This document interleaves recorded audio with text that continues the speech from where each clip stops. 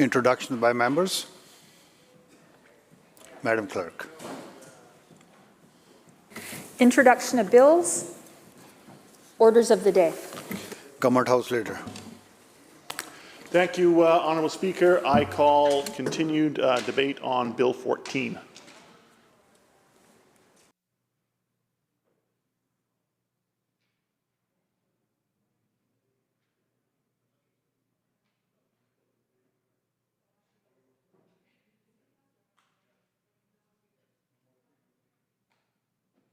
Seeing no further speakers, Minister to close the debate. Thank you very much, Honourable Speaker, and I want to say thank you to all of the MLAs who spoke on this really important bill, and I want to thank them as well, especially for recognising the work of the Minister of State for Childcare and all of her staff as well, and thank them for recognising the value of our early childhood educators and supporting our progress and our work moving forward, recognising that profession and those workers, and really trying to build a system that does support more early childhood educators being able to enter into the profession, obviously providing that really vital service of early learning for our children, who of course are so important to us now and for our future as well. And I really appreciated how people recognised that so many people working in this sector are women, and the importance of lifting women and recognising the value of the work that all of these mostly women are doing, taking care of our precious young children while the parents are able to get into the workforce and to help rebuild the economy and to help continue driving the province forward as well. As we've said so many times, these early childhood educators are the workforce behind the workforce. I myself was an employer of early childhood educators. I ran childcare. It happened to actually be on school grounds and supported a range of parents, especially young parents. And so I know firsthand, as I would hear from the manager, that one of the workers would call up and say they couldn't make it in. They'd have to really scramble and make sure that they had enough staff coverage themselves, quite often having to get emergency arrangements for their own family to be able to come in to operate a licensed, quality, inclusive childcare. And we know that by putting these measures in place, we're really supporting the sector and lifting the sector so that we don't end up with those precarious kind of situations that actually threaten the stability of childcare and really create a lot of stress and strain for families who rely on it as well. And, I worked with our team, and I would go to the daycare often, and they were absolutely dedicated and committed and highly skilled and very compassionate people who were providing that early learning and childcare for those youngsters. So really happy to see the bill moving forward, and thank everybody for their contribution as we move forward. And with that, Mr. Speaker, I move second reading. Thank you, Minister. Members, the question is second reading of Bill 14. Those in favour, please say aye. Aye. Those opposed, nay. The motion is carried. Minister of Children and Family Development. Mr. Speaker, I move that the bill be referred to a committee of the whole House to be considered at the next sitting after today. Members, you've heard the question. All those in favour say aye. Aye. Any opposed, say nay. The motion is carried. Government House Leader. Thank you, Honourable Speaker. I call committee stage Bill 15.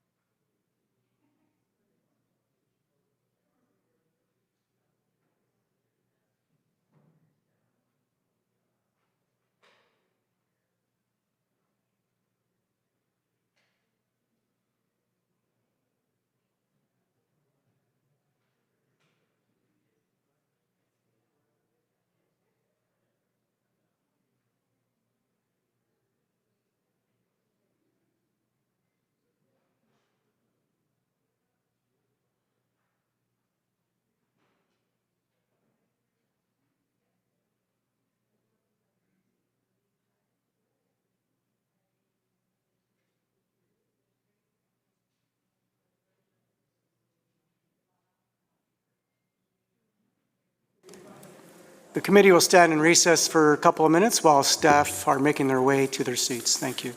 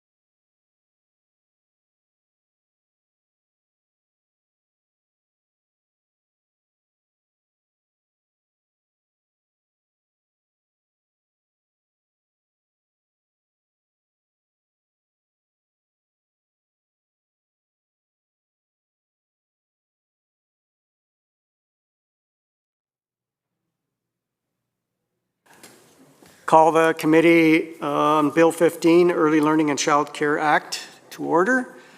Would the Minister like to introduce her staff? Sure. Thank you, Honorable Speaker. I am here with our ADM, Kavina Hull, for the Child Care Division from MCFD, Teresa Butler, Director of Child Care Policy, and also Renee Snell, Manager for Legislation and Legal Support. Thank you, Honorable Speaker. West Vancouver Capilano on Clause 1. Thank you, Mr. Speaker. And thank you to the Minister and her staff. I know that you've all put quite a bit of work into this bill. Childcare is, I think, foundational to families and to British Columbia, and I think that you have wonderful jobs and you do great work. My role here, as I see it, is to support making this the best bill possible, and look forward to learning more about it and expressing my questions as we go through this. Now, this is my first committee experience, so Mr. Speaker, I ask your patience with me as I will strive to follow the process as clearly as possible here. On Section 1, although I don't have a question specific to it, I would ask the Speaker if I might ask two general questions to start with. Thank you. Okay. Does the Minister believe that this government has met its obligations related to the Declaration on the Rights of Indigenous Peoples Act with respect to this bill, who did that work, consultative work, and who was consulted with specifically?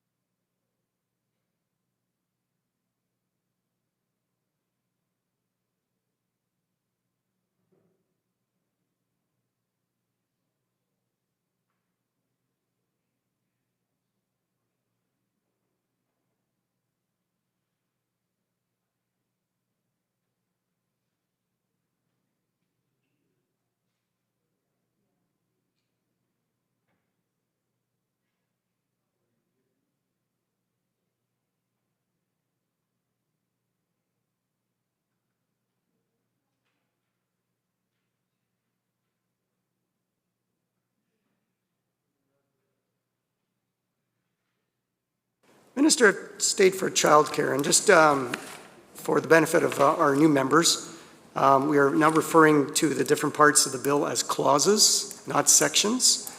And all you need to do is stand up and ask your questions, and I will recognize you. That'd be great. Minister of State, please. Thank you so much, Honorable Speaker, and thanks to the critic for the questions. This is my first committee as well, so I guess we have so much to learn together, and I really appreciate your time spending on the two legislation in front of us. So to answer the question, we have done extensive engagement with our Indigenous partners, including the First Nations Leadership Council, Métis Commission, Métis Nation of BC, and also BC Aboriginal Childcare Society, who has always been a partner along this journey to build universal, inclusive early learning and childcare system.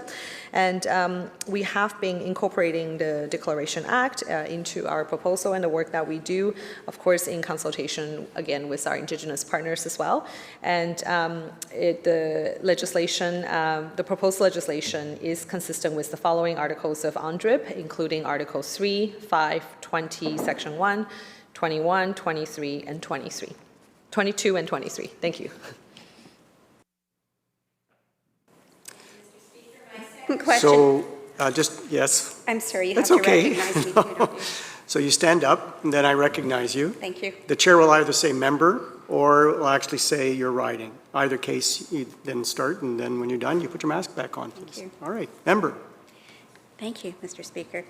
Who are the other groups that were consulted with, and what is the makeup of those groups? For example, childcare providers, ECE workers. What was the geographic representation? Was there a combination of nonprofit, for-profit, public, Montessori, just to get a flavor of who's had input into this? Thank you.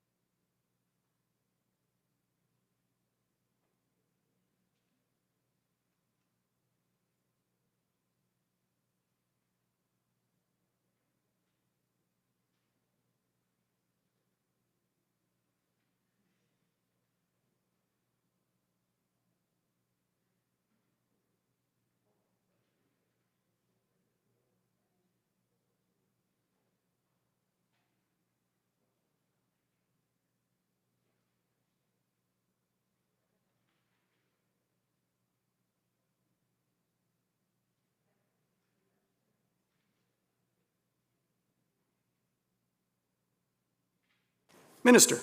Thank you, Honorable Speaker. We have been consulting with the sector and many diverse stakeholders since we started the Childcare BC Plan in 2017, 2018.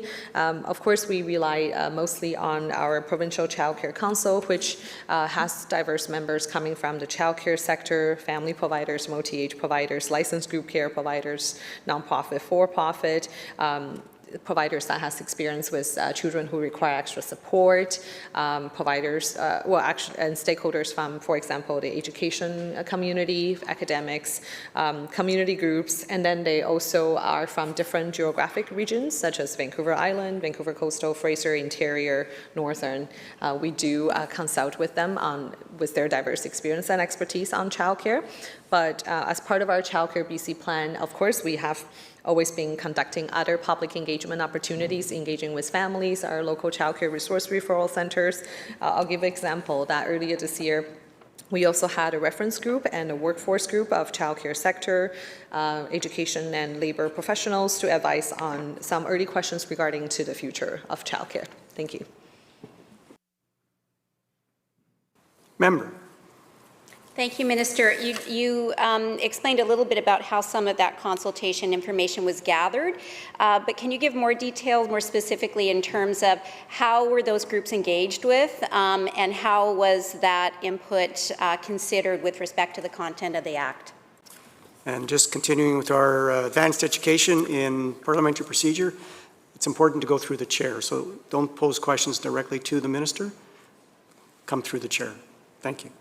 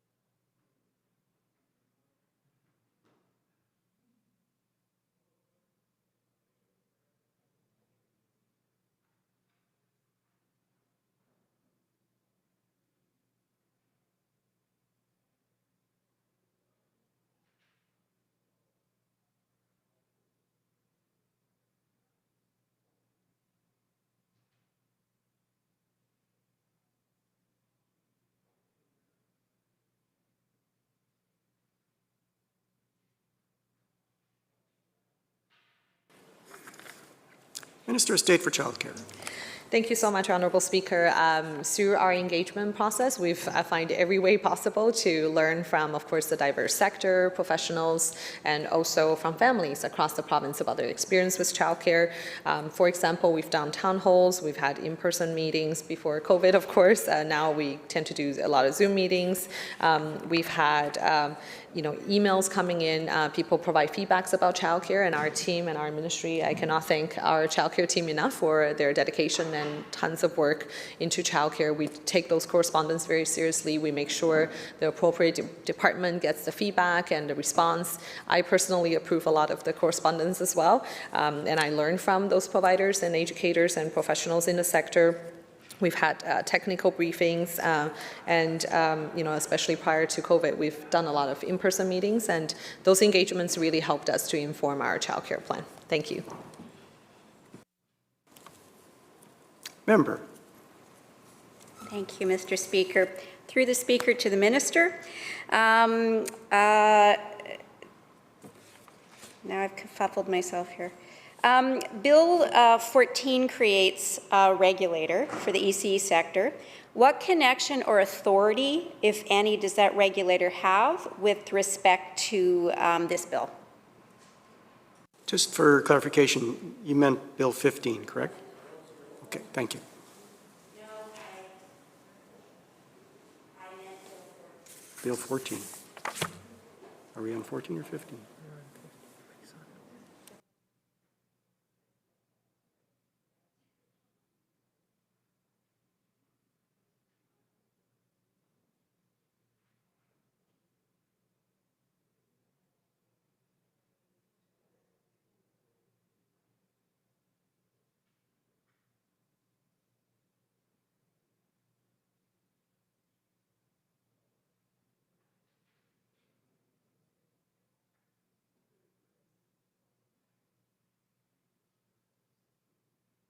If the minister chooses to answer the question on other bill, That, All right. the answer is no, because that's related to Bill 14. Thank okay, you. yeah, that's what we thought.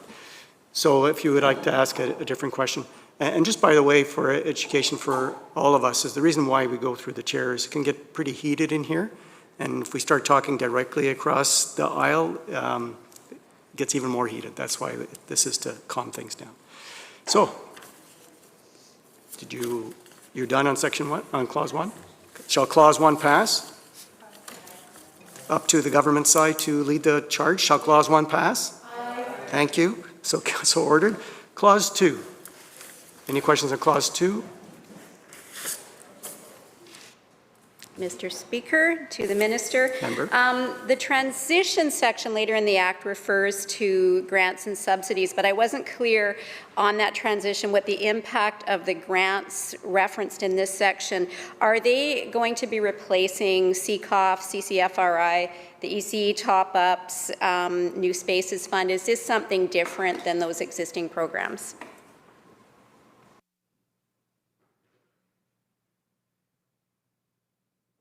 Minister.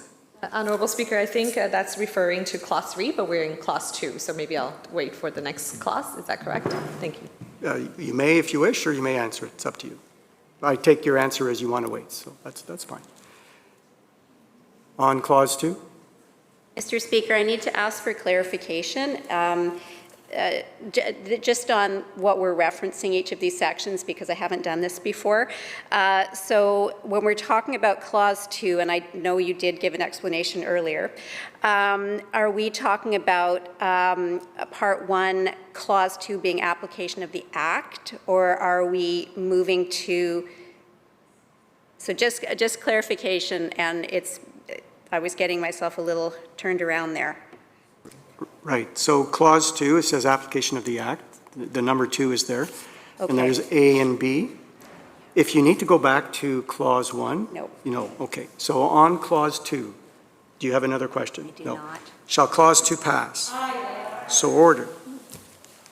Now I will say on clause 3. When I say on clause 3, that's when you get up if you have a question.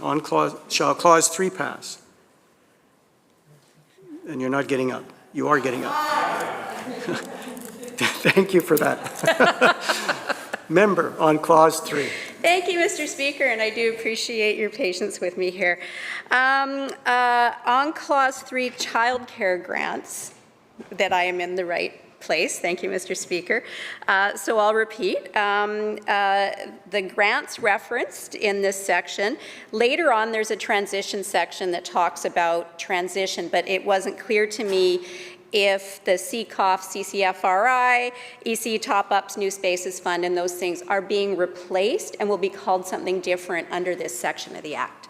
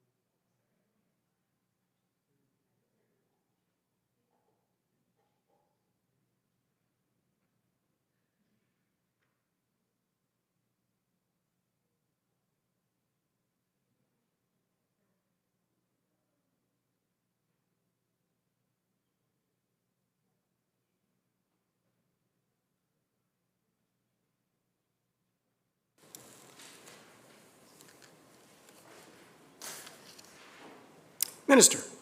Thank you, Honorable Speaker. So the Act gives us the legislative foundations to be able to administer all the grants that the critic has mentioned.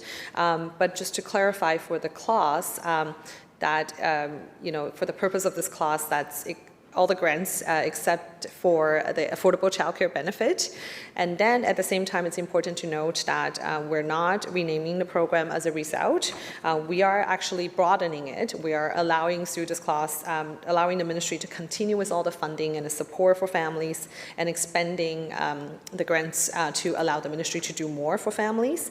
And even though it's not under this clause, but just want to kind of explain the transition clauses that you're mentioning, is actually to support existing programs and support for families to be able to continue when this act becomes in force.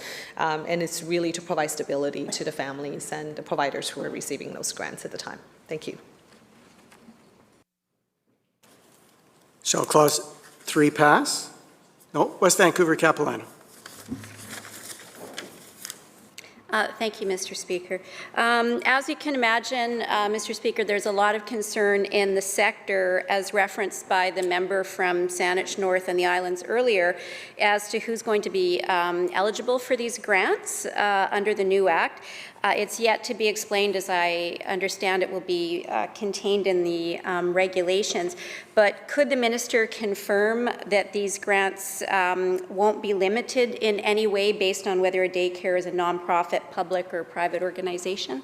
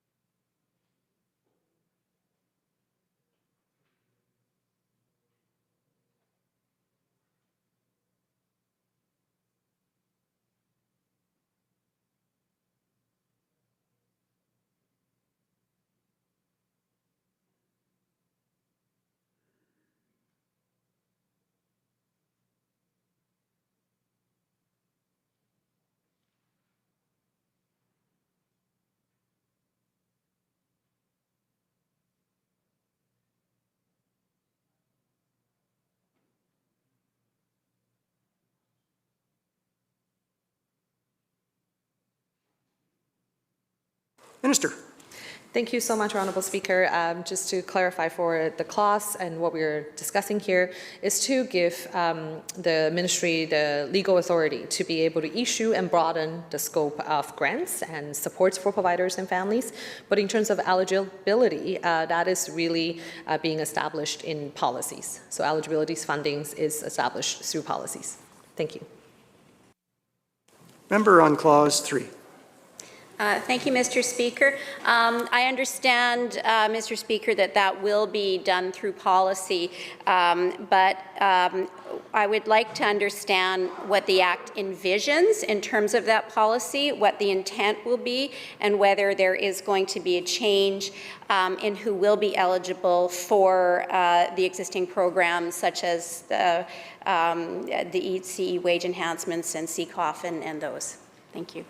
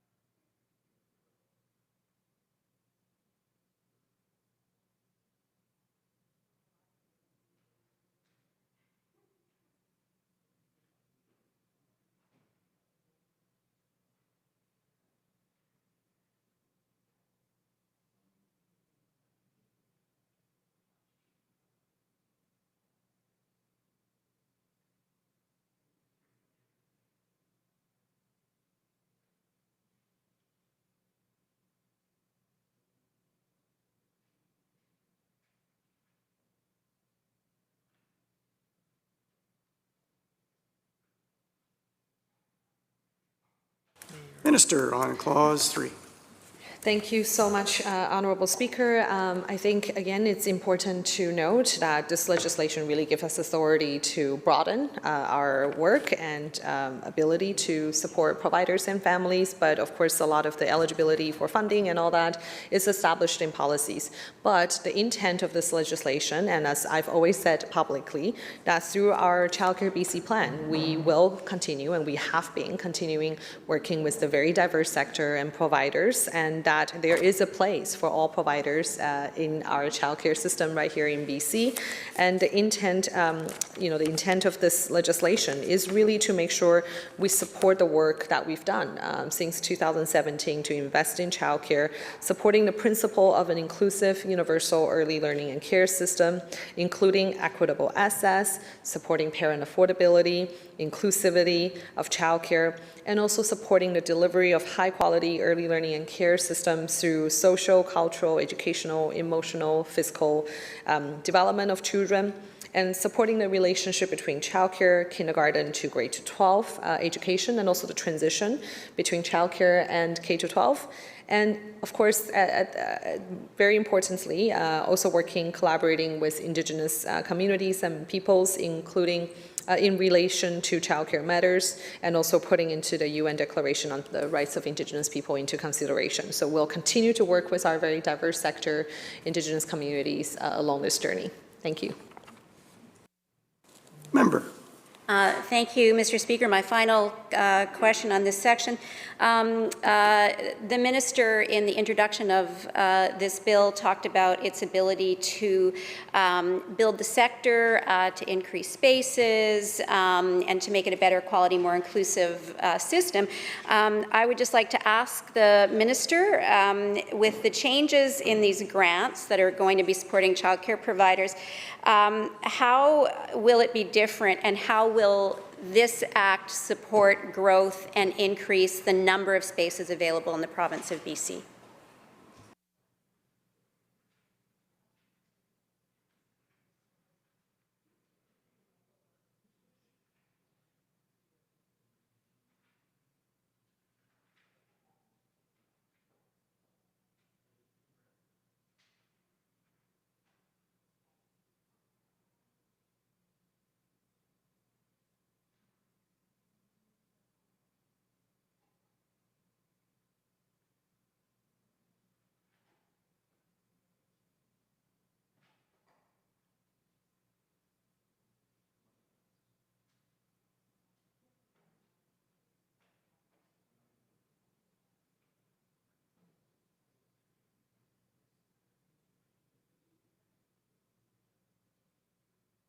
Minister. Thank you, Honourable Speaker. Again, the intent of this legislation is to broaden the support that we have for families and providers, and it will also help to improve access. For example, by expanding the purpose for which childcare grant may be paid to include establishing a childcare facility or improving inclusivity in childcare. And I know the member cares a lot about inclusion, which is a key part of this legislation. For example, to provide more access for children who require extra support, and also facilitating the design or delivery of Indigenous childcare programs. Thank you. Member for Skeena. Thank you, Mr. Speaker. And to follow up on one of the answers, we're talking in general about working with First Nations communities. And it's become such a politicized, vague topic nowadays given the UNDRIP bill. But when you talk about consultation in the framework of rights and title case law, for example, it has a very different meaning when you're talking about consultation, especially when we're talking about the bill that was passed here just recently in the Legislature, the United Nations Declaration of Rights of Indigenous People. But consultation, in a legal sense, is very prescriptive and has been defined over the last 15 years, at least since 2004, on the High Court case on the duty to consult and accommodate, especially when we're talking about the duty of the Crown. And that's where I take my definition of consultation. So in response to one of the answers that was given here, can I ask for the Minister, through the Chair, of course, to elaborate how did the Crown consult with 203 First Nations regarding this bill?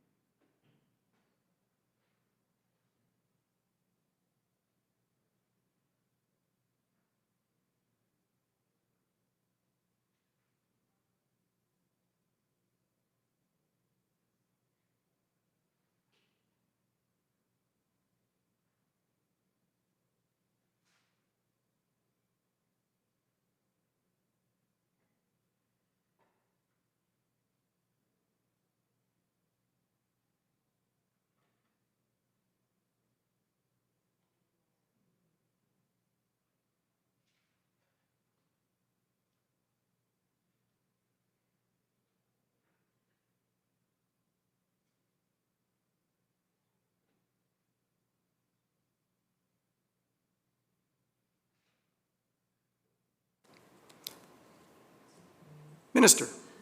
Thank you so much, honorable speakers, and I really appreciate the members' question. As we all know, our government's commitment to continue this journey through reconciliation.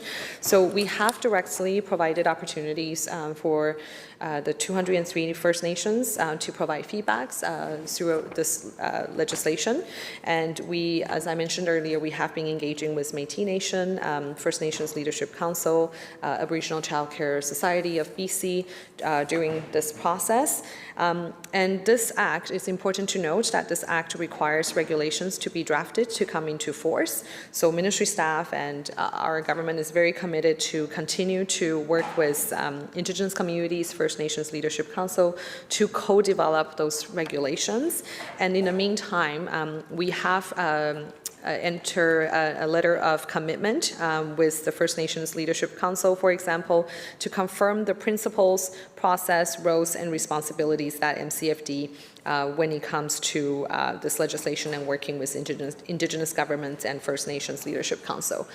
So we do appreciate this question and we'll continue to do the work. And I also want to end by noting that this legislation is really the first step, as we have incorporated languages to ensure that we support, for example, the creation of Indigenous-led childcare and being able to create more culturally inclusive early learning and care services with Indigenous communities. Thank you.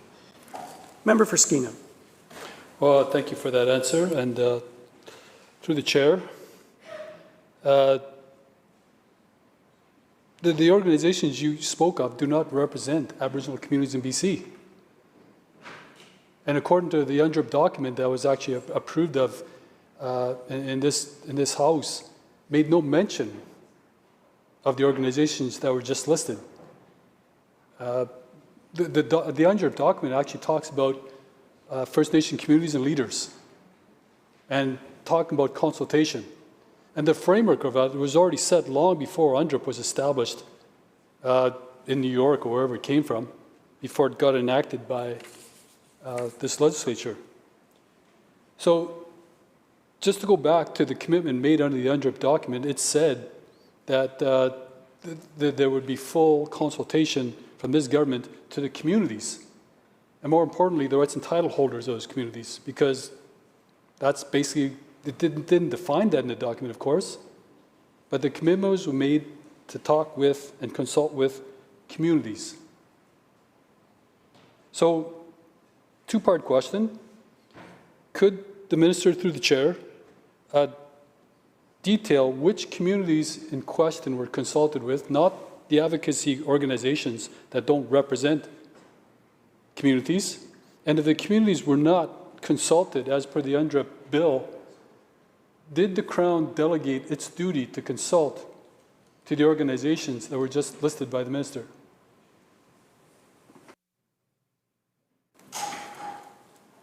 Just a reminder to avoid talking directly to the minister by saying you. Thank you.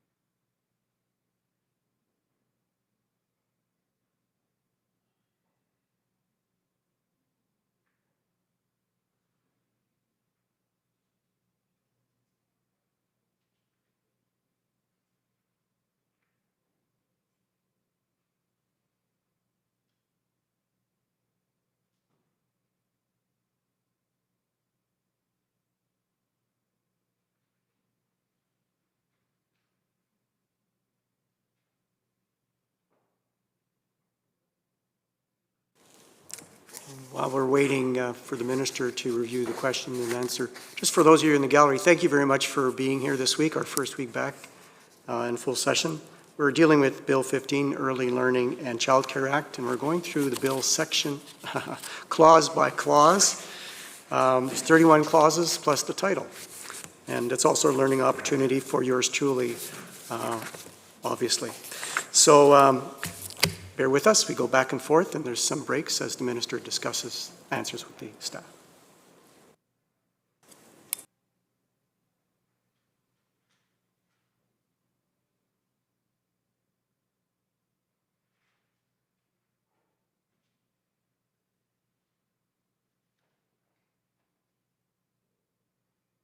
Minister of State for Childcare.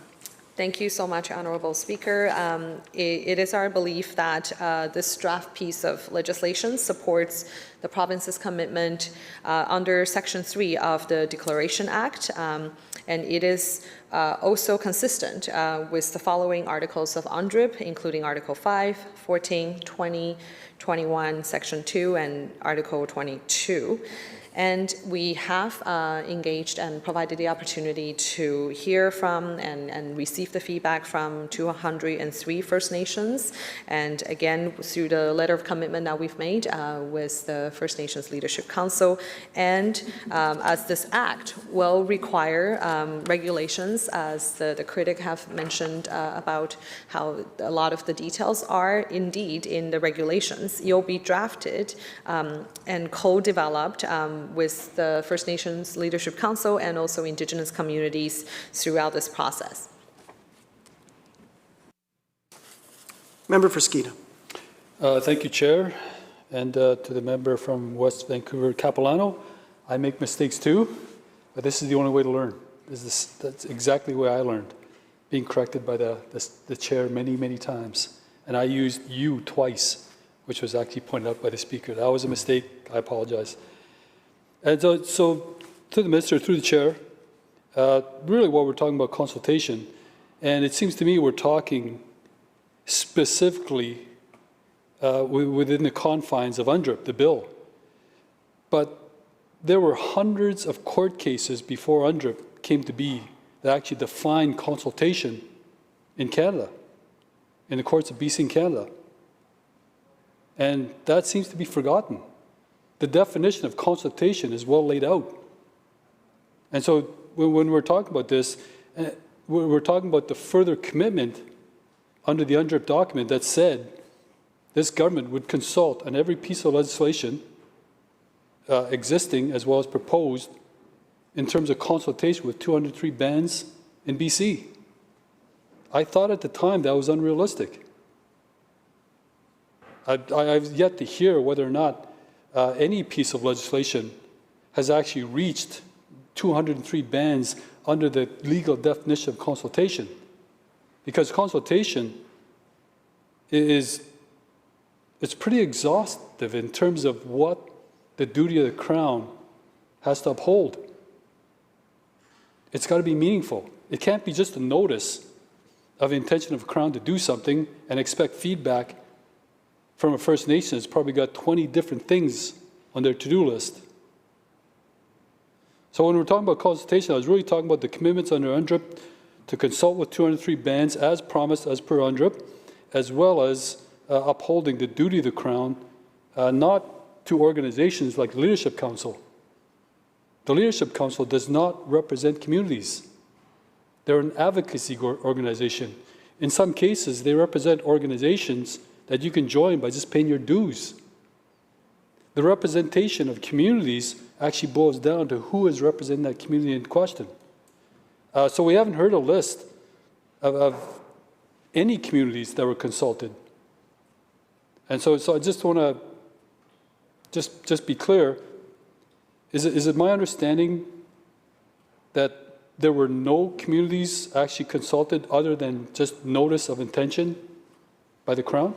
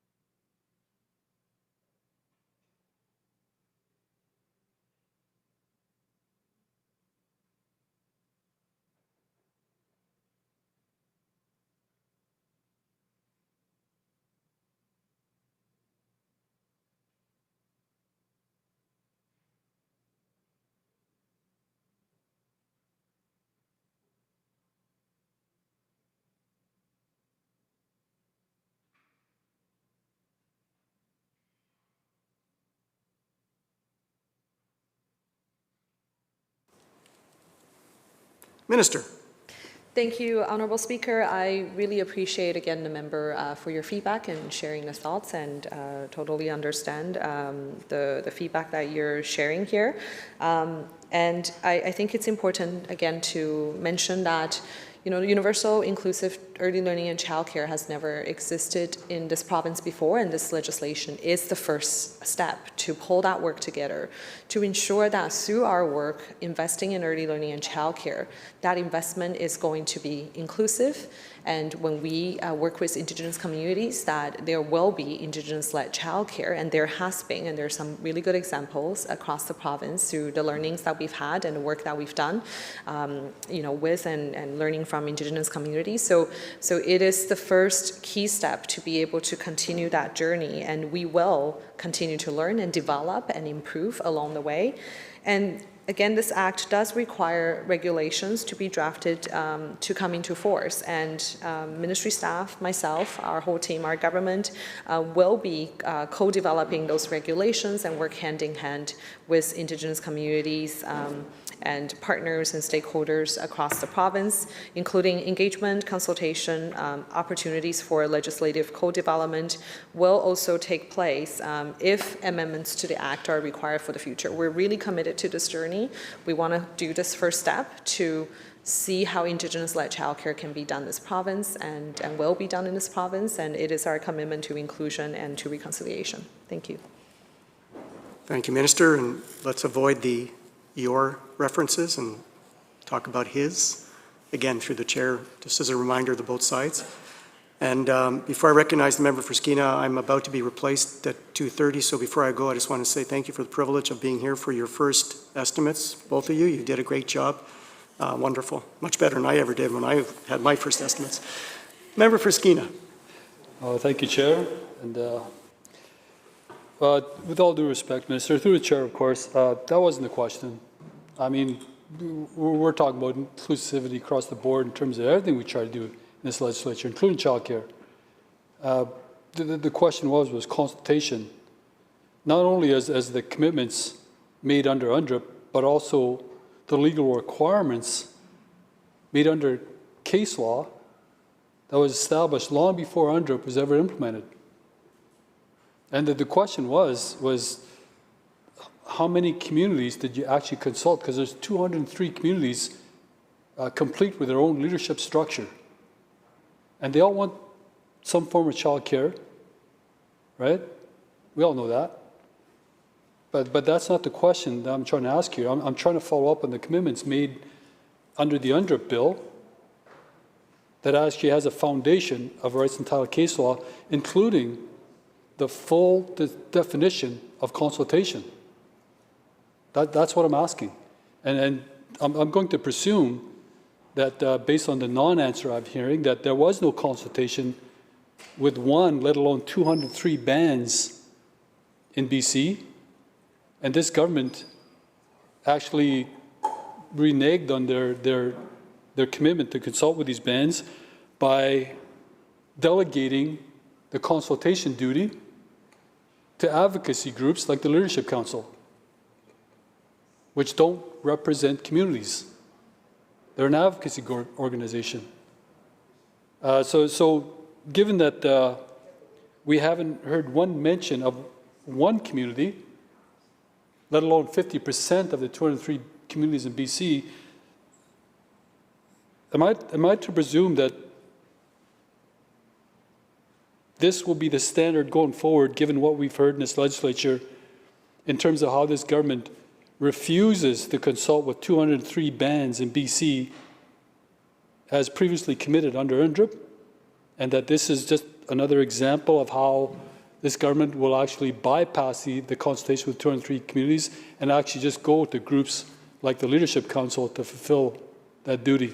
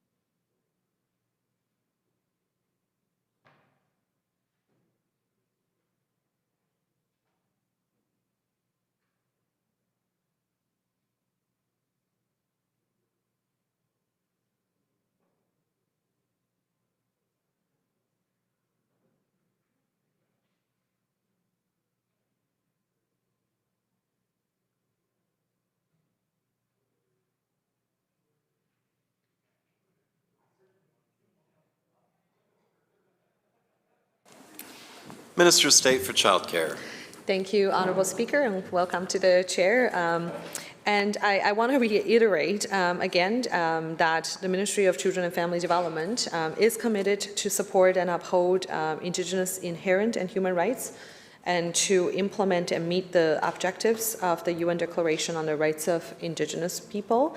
And it is our understanding that the draft piece of legislation supports the province's commitment under Section 3 of the Declaration Act. We will, again, this is the first time that BC is introducing a universal inclusive early learning and care. It opens the first step and the door to ensure that we can work in partnership with Indigenous communities hand in hand on Indigenous-led childcare.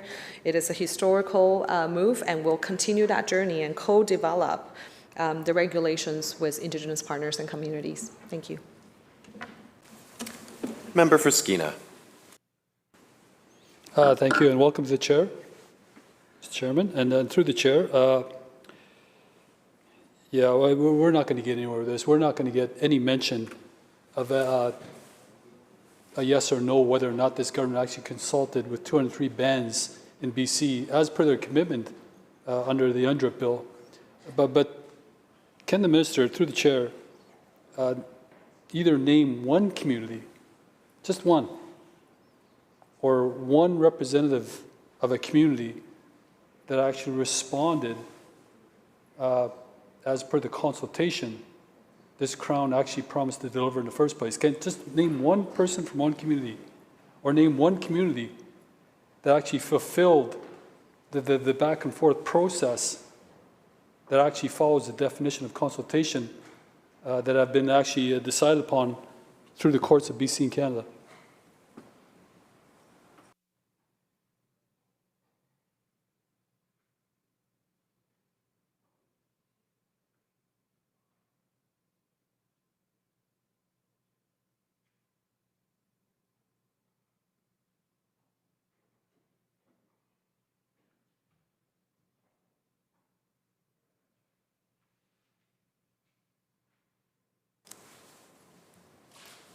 Minister. Thank you, Honorable Speaker. We have reached out and connected with 203 First Nations, and we will continue to do this engagement again. Like I mentioned, we'll continue to work hand in hand with First Nations and Indigenous communities to co-develop the regulations. Shall Clause 3 pass? Aye. So ordered. On Clause 4, member for West Vancouver Capilano. Thank you, Mr. Chair. To the Minister through the Chair, will the benefits under this legislation, under this clause, replace the affordable child care benefit and other supports that families are currently receiving?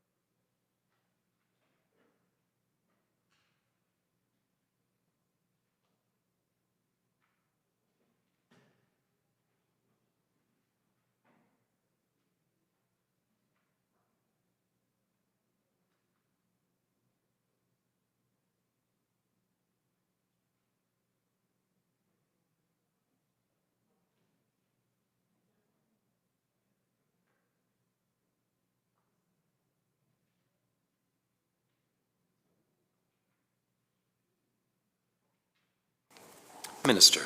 Thank you, Honorable Speaker. This clause will enable us to continue with the affordable childcare benefit. It will not change the affordable childcare benefit, but it is also important to note that we are aligning our public communication and with the legislation to make sure the childcare subsidy term is now replaced with childcare benefit. Thank you. Member. Thank you, Mr. Chair. Through the Chair, does the Minister anticipate there'll be any means testing for these benefits?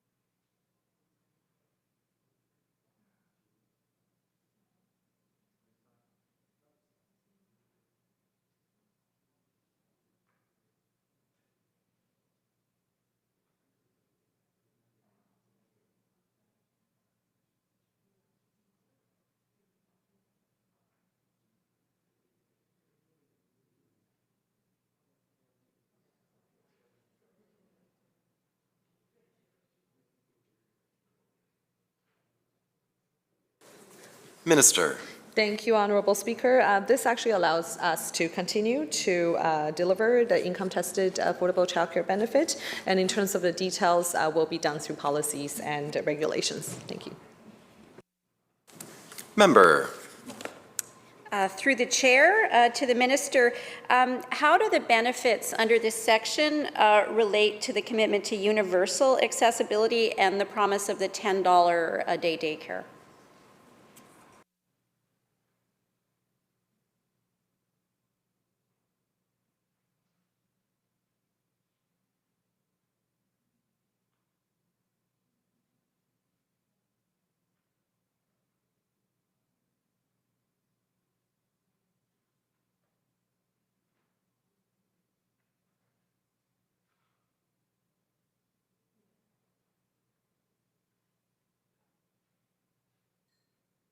Minister.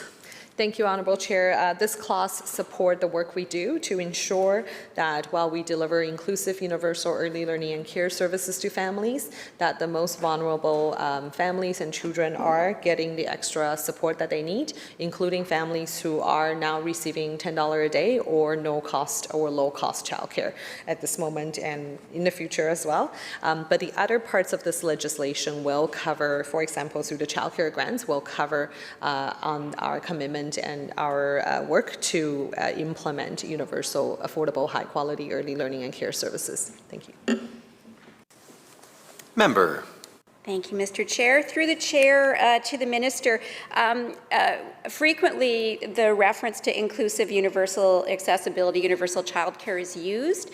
I would like to ask if the minister can define for me in the spirit of what ministry refers to with inclusive and universal childcare.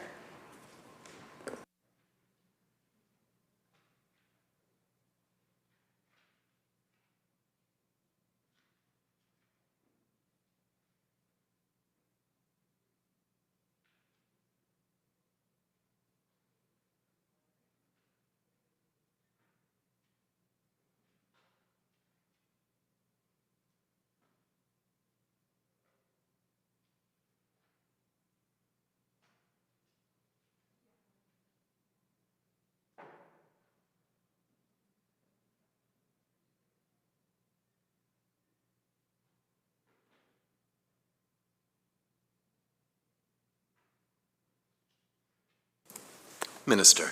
Thank you, Honorable Speaker.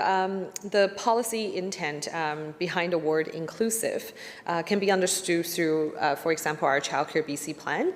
At the most basic level, inclusive means that all children deserve to be respected and fully included by those who are caring for them and teaching them and nurturing them. It also recognizes and addresses the needs of children who may be experiencing vulnerability and those children who with extra support needs or diverse learning needs. Thank you. Shall Clause 4 pass? Aye. So ordered. Shall Clause, Member for West Vancouver, Capilano on Clause 5. Thank you, Mr. Chair. If the chair will indulge, I have a general question on Division 2 childcare strategy before I address 5. To the minister. So this division is called the Child Care Strategy. It entails the Provincial Child Care Council and the annual report only. Through the chair to the minister, does this does this Child Care Strategy replace the Child Care BC plan?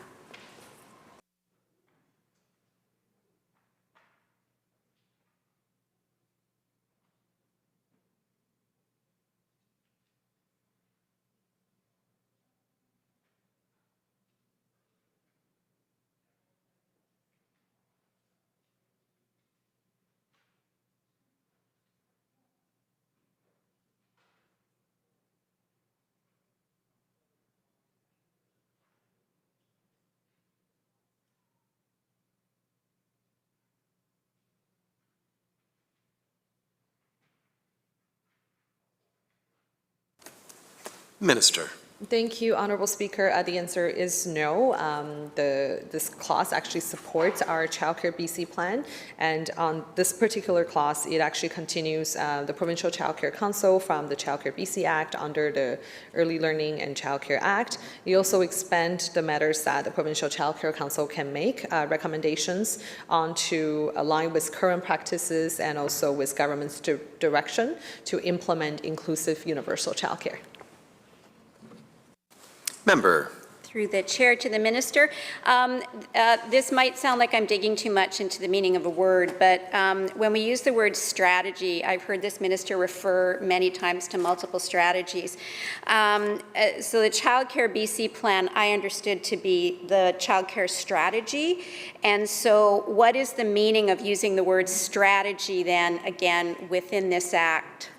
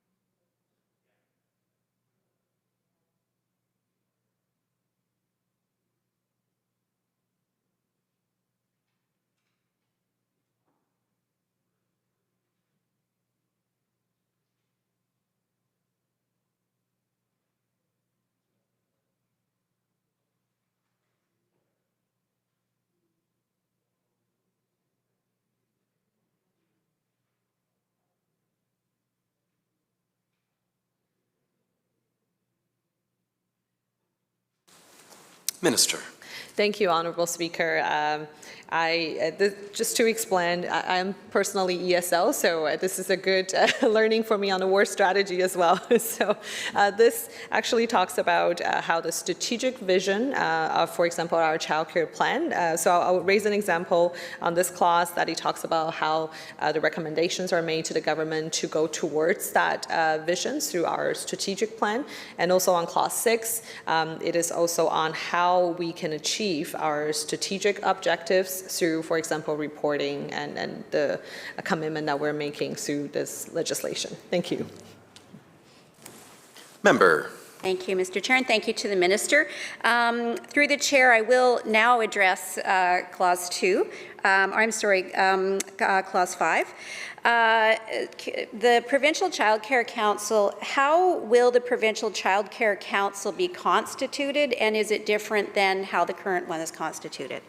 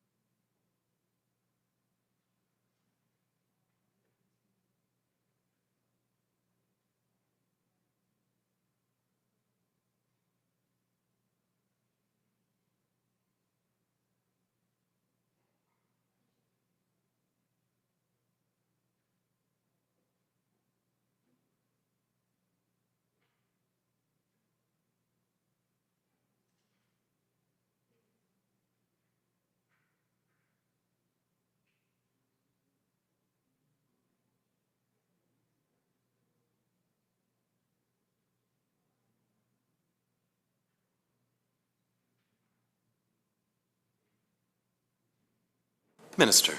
Thank you, Honorable Speaker. First of all, there is no change to the current process, but at this moment, the practice is that the member of the Provincial Child Care Council are identified through an application process, which is administered by the Crown Agency and Board Resourcing Office, which is responsible for public sector organization governance support, including recruiting and recommendation for candidates for appointments to agencies and boards, and vacancies to the Provincial Child Care Council are posted for the public to access and for all interested parties that are welcome to apply, which is a standard practice for appointments for BC agencies, boards, and commissions. And at the same time, we do have a very diverse group of Provincial Child Care Council members that brings a lot of expertise and from different sectors and experience and knowledge to our Provincial Child Care Council. Thank you. Member. Thank you, Mr. Chair. What remuneration is expected to be paid to council members to the minister?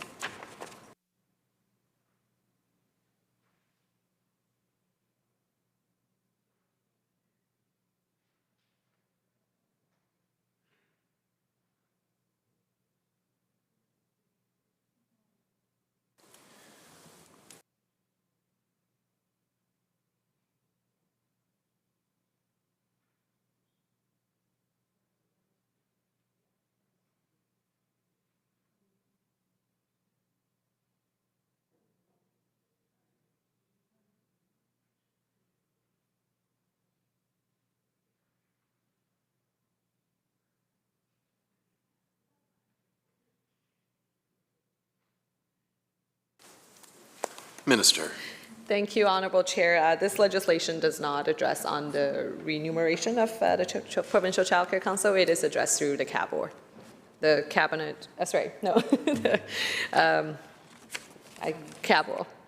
It's the Crown, just to clarify, it is the Crown Agency and Board Resourcing Office. Thank you.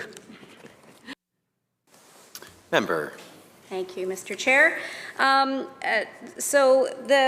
I'm looking at how we're going to determine that we have appropriate, adequate breadth of experience on this provincial council. Questions I've got are very specific to pardon my stuttering here, all of the different requirements and things that this Provincial Child Council is going to have the ability to make recommendations to the minister on. I'm wondering if there is a competency grid that's being used to ensure that appropriateness of breadth of representation on the council. I look forward to hearing about that, Mr. Chair, and then if I may go back and ask specific questions about certain areas of expertise.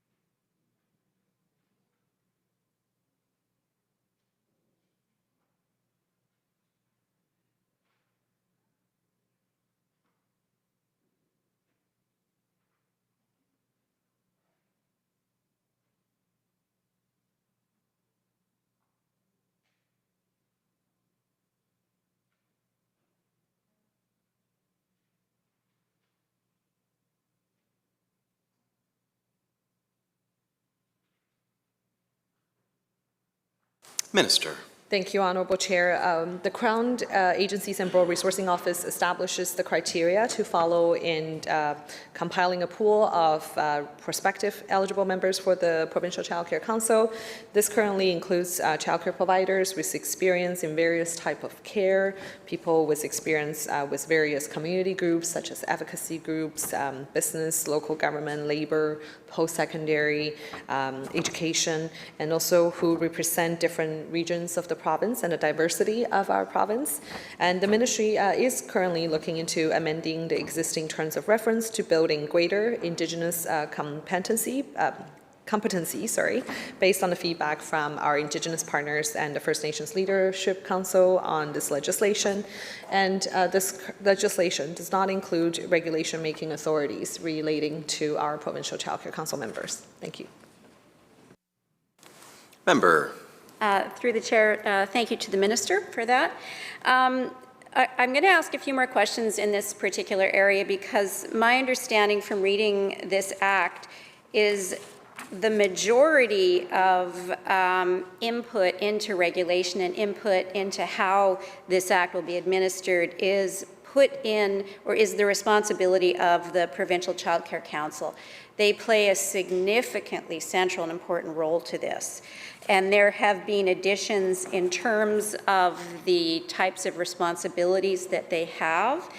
I'm concerned, and I'm not totally sure about the process, but the Board Resourcing Office developing a competency framework, do they, and the Minister may have alluded to this a bit in the last answer, but do they meet with you and go through the requirements of this legislation to make sure that they've got people on that provincial council that have experience, for example, with the social, cultural, educational, emotional, cognitive, there's that behavioral component as well.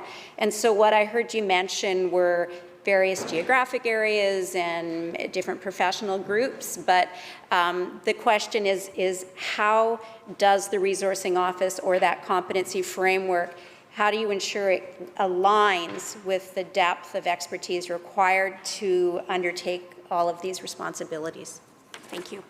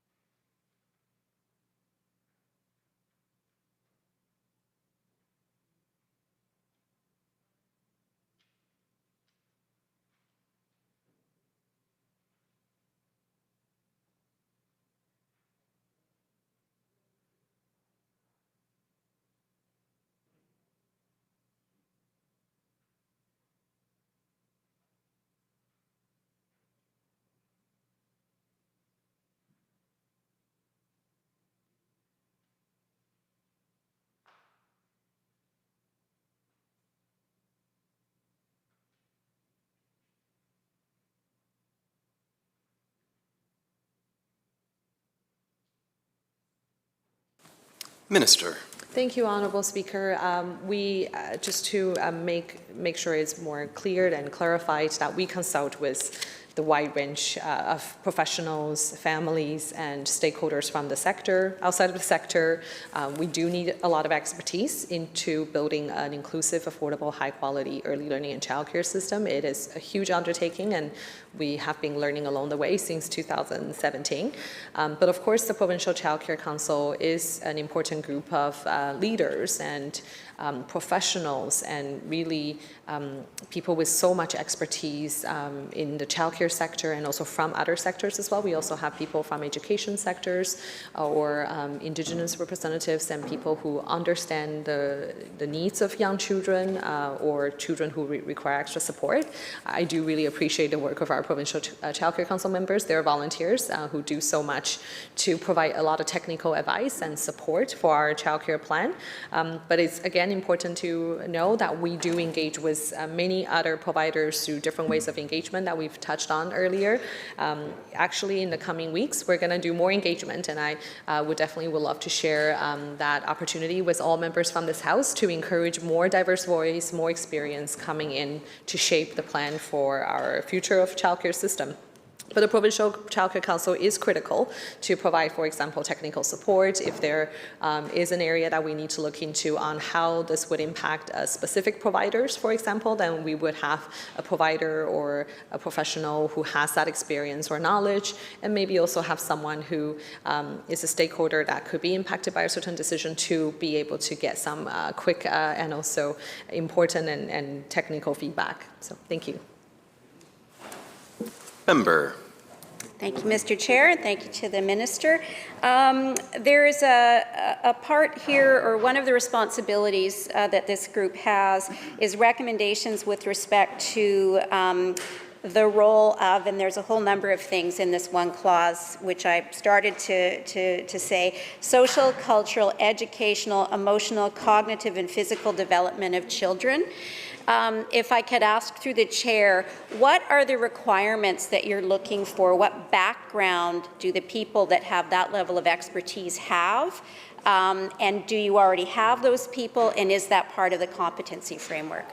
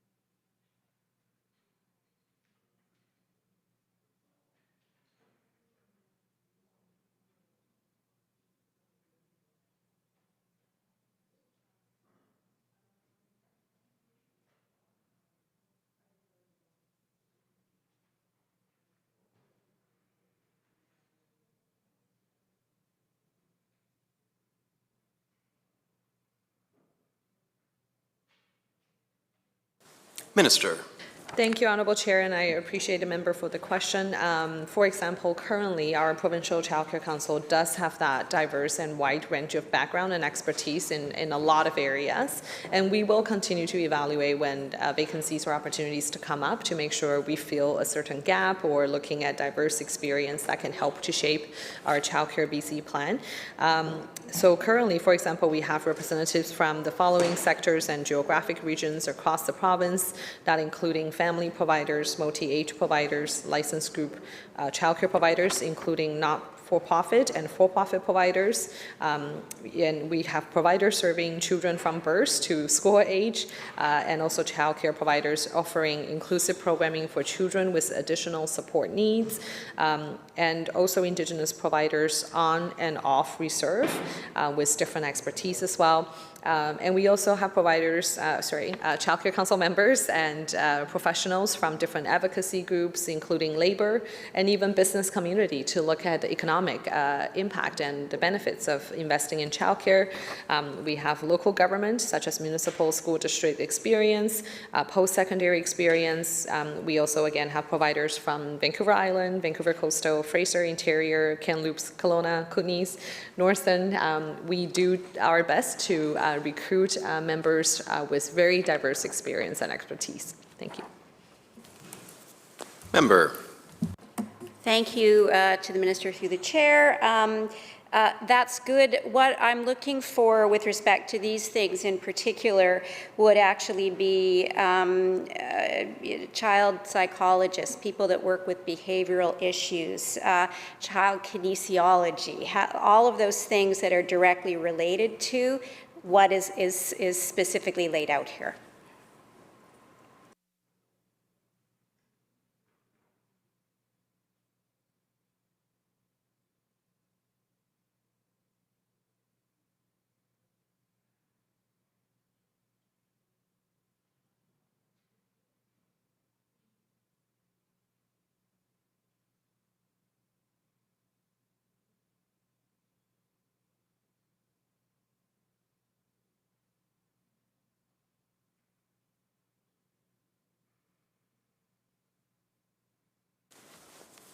Minister. Thank you, Honorable Chair. I really appreciate the members' input and recommendation. I think as our childcare plan continue to evolve, that is definitely an area that we are looking forward to recruit more diverse expertise and talents into our Provincial Childcare Council. Thank you. Member. Through the chair to the minister, can I have on record then that there will be positions on that council that will be dedicated to professionals who are professionals with respect to child development, physical development, and the things noted in their responsibilities? Thank you.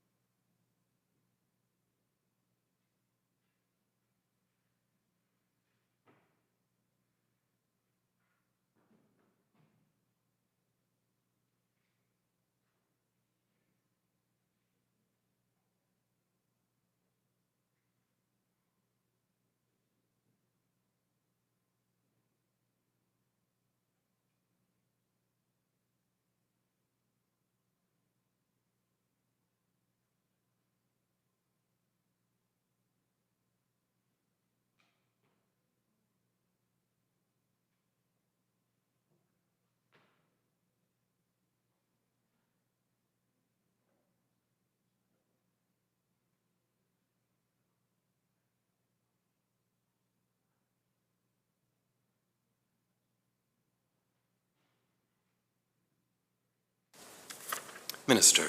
Thank you, Honorable Speaker. I want to share and clarify that currently we do have Provincial Child Care Council members who are early childhood educators who are trained, professionally trained, and who are experts and also leaders in the sector who have the experience that knows how to support a young children, their emotional, social, and psychological needs and development. So we do have some expertise on council, but of course I really appreciate the members' feedback. We'll continue to look for a wider range of expertise and opinions and also advices as we continue to evolve our childcare plan and also as we have openings coming up on council. So I really appreciate that feedback. Thank you. Member. Thank you. Through the chair, I just want to differentiate that the work of an ECE worker and someone who has expertise in ECE can be very different than what is required, and the level of responsibility in making recommendations related to young people's cognitive development. There are people with master's degrees who are very well versed in working specifically with young people on these types of things.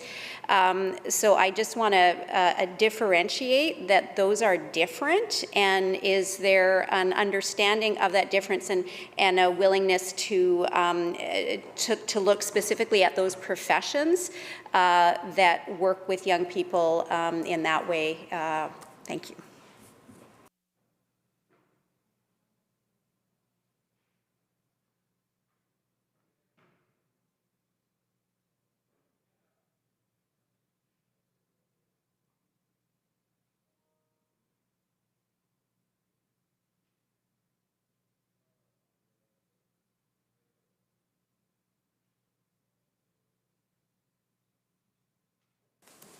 Minister. Thank you, Honorable Chair. I think, again, it is important to note that we do consult with a lot of stakeholders and professionals that the member mentioned, other than our Provincial Child Care Council. Our Provincial Child Care Council members are definitely critical to our child care plan, but when we do engagement, when we learn, when we consult, we are more than happy to learn from other professionals, including the professions that the member opposite mentioned, to be able to help to work and give us great advice on childcare plan, and that's focused on a child's well-being. And on Provincial Child Care Council and among a lot of the stakeholders that we engage with, there are many professionals that are, for example, from the Supported Child Development Program that actually does have a lot of expertise, including psychologists and child and youth counselors who knows and has involvement and have the experience of working children with diverse needs. Thank you. Member. Thank you, Minister, through the chair. My understanding, what I heard you just say, is that there are other stakeholders and people which are consulted with outside of the Provincial Childcare Council, but it is in the mandate of the Provincial Childcare Council to have the expertise in these areas themselves. It might help me to understand this better if I might ask the minister if she could give an example of social, cultural, educational, like what are the kinds of recommendations that you would envision the Child Care Council making with respect to these areas?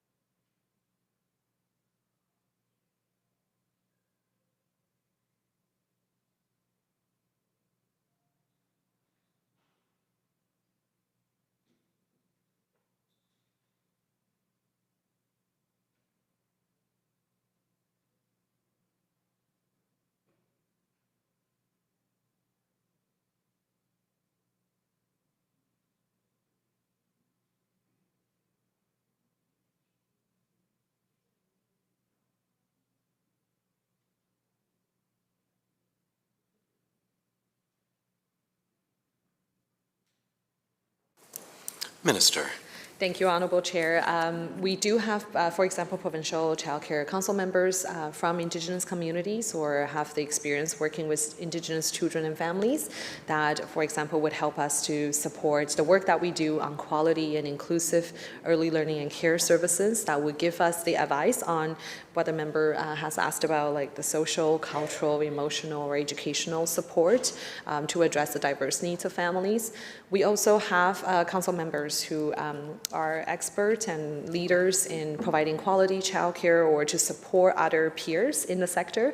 So for example, we have a pedagogy program that we funded to support a lot of early childhood educators and professionals and providers who may be working in silos, family providers that want to connect with their peers to get some support and to learn how to provide better quality, inclusive early learning and care services. So the council members who has those expertise in those areas, along again with other stakeholders that we do engage and learn from, that we can come together often to make sure we develop those programs with important from-line experience, feedbacks, and experts from the field. Thank you.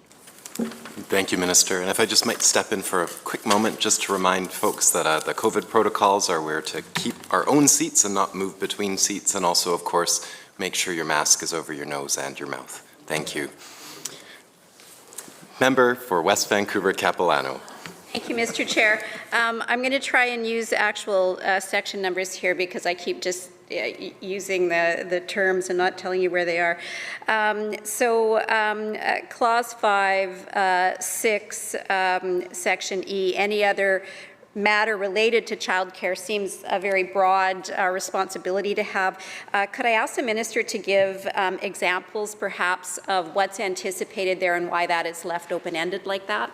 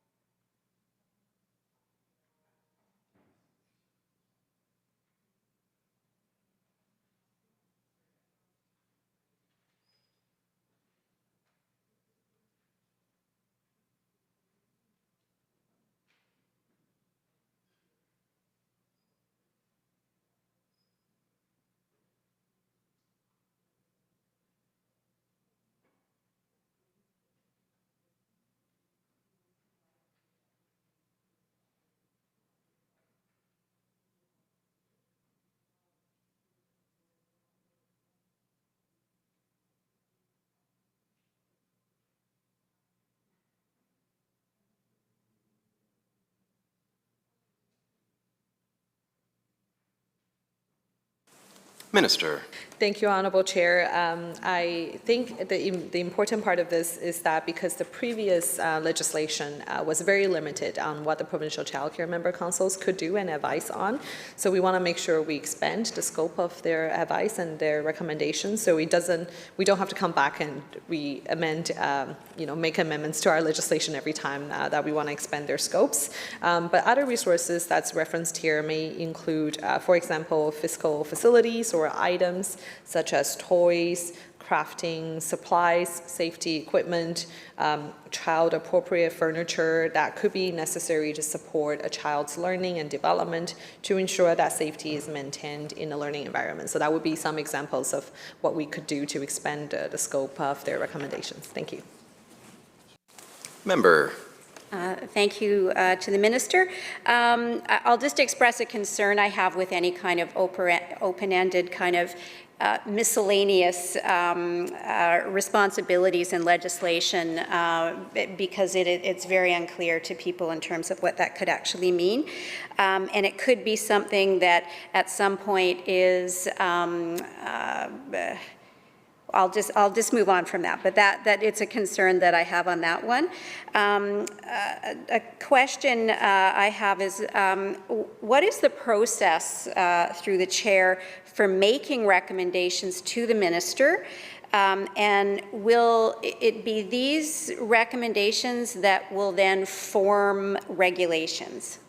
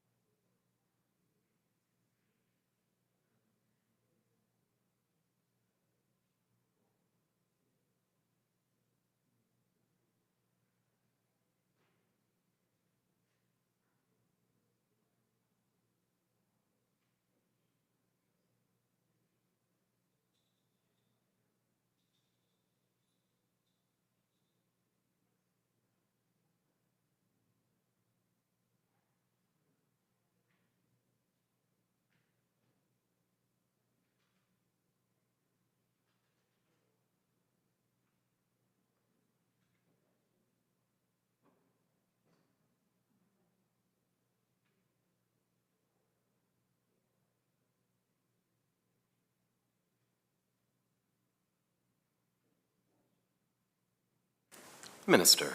Thank you, Honorable Chair. So the Provincial Child Care Council meet about currently 3 times a year. They also have some ad hoc discussions and also subcommittees that focus on different topics and sharing different expertise on different issues. Our ministry staff, our very dedicated team, do attend all those meetings, taking notes and bringing them back, sharing with me. And I also personally do my best to attend their meetings and also engage with the chair on a regular basis to learn from them, to hear their feedback or their reaction or a response to issues that we bring forward to them. And through the chair, to the members' second part of the question. And they do not form regulations, but their advice does inform us, the work that we do and the regulations, which is also part of the broader stakeholders and communities from childcare that we consult with. So again, Provincial Child Care Council does inform government's directions and visions on childcare, but we do consult with a wider group of stakeholders, partners, providers, professionals from the sector, and families as well. BC Families' experience is definitely key to our child care plan. Thank you. Member. Thank you, Minister. Through the chair. Because making recommendations by this Child Care Council is so central to the entire Act, I'm wondering about the formality of those recommendations. If I can just clarify what I've heard is that recommendations are come out of discussions where staff are in the room, as opposed to actually having an official recommendation, kind of written recommendation from the board, the chair or the council. Did I articulate that, Mr. Chair, so it can be understandable? I believe I did. The formality of those recommendations, is there something somewhere, paper, that says, you know, to the minister, these are recommendations, or this is a recommendation to the minister from the Provincial Child Care Council?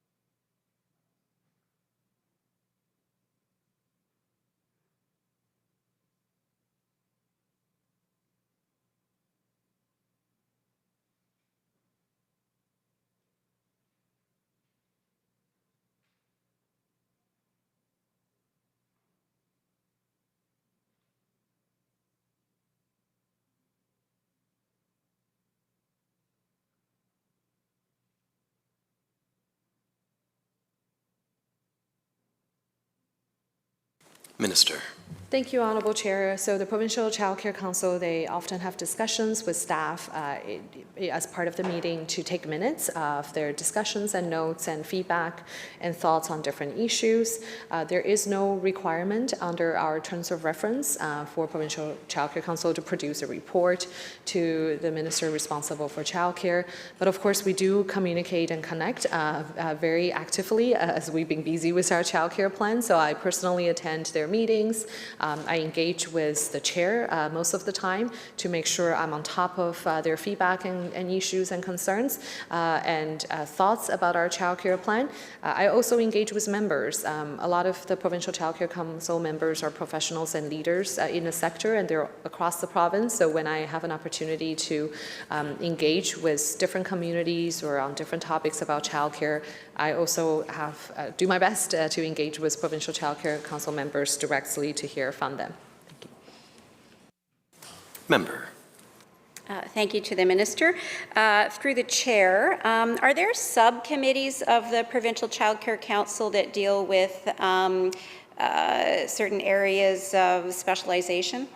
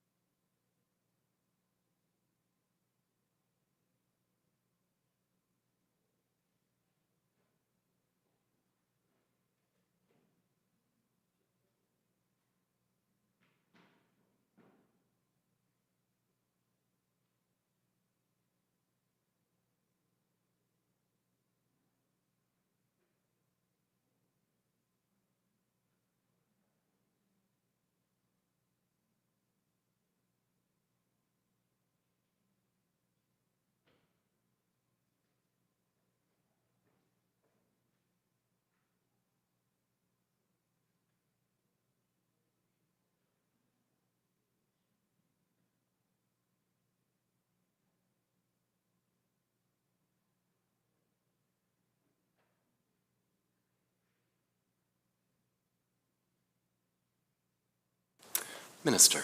Thank you, Honourable Chair. So historically and currently, there are subgroups from the Provincial Child Care Council members that could, for example, currently we have focus on affordability pillar, quality and accessibility, and inclusion is also under quality as well. So they do focus on different areas depending on a member's expertise. But of course, that could evolve and change depending on the priorities of the day and the issues that arise. Thank you, Mr. Chair. Are these meetings minuted, and are those available to the public?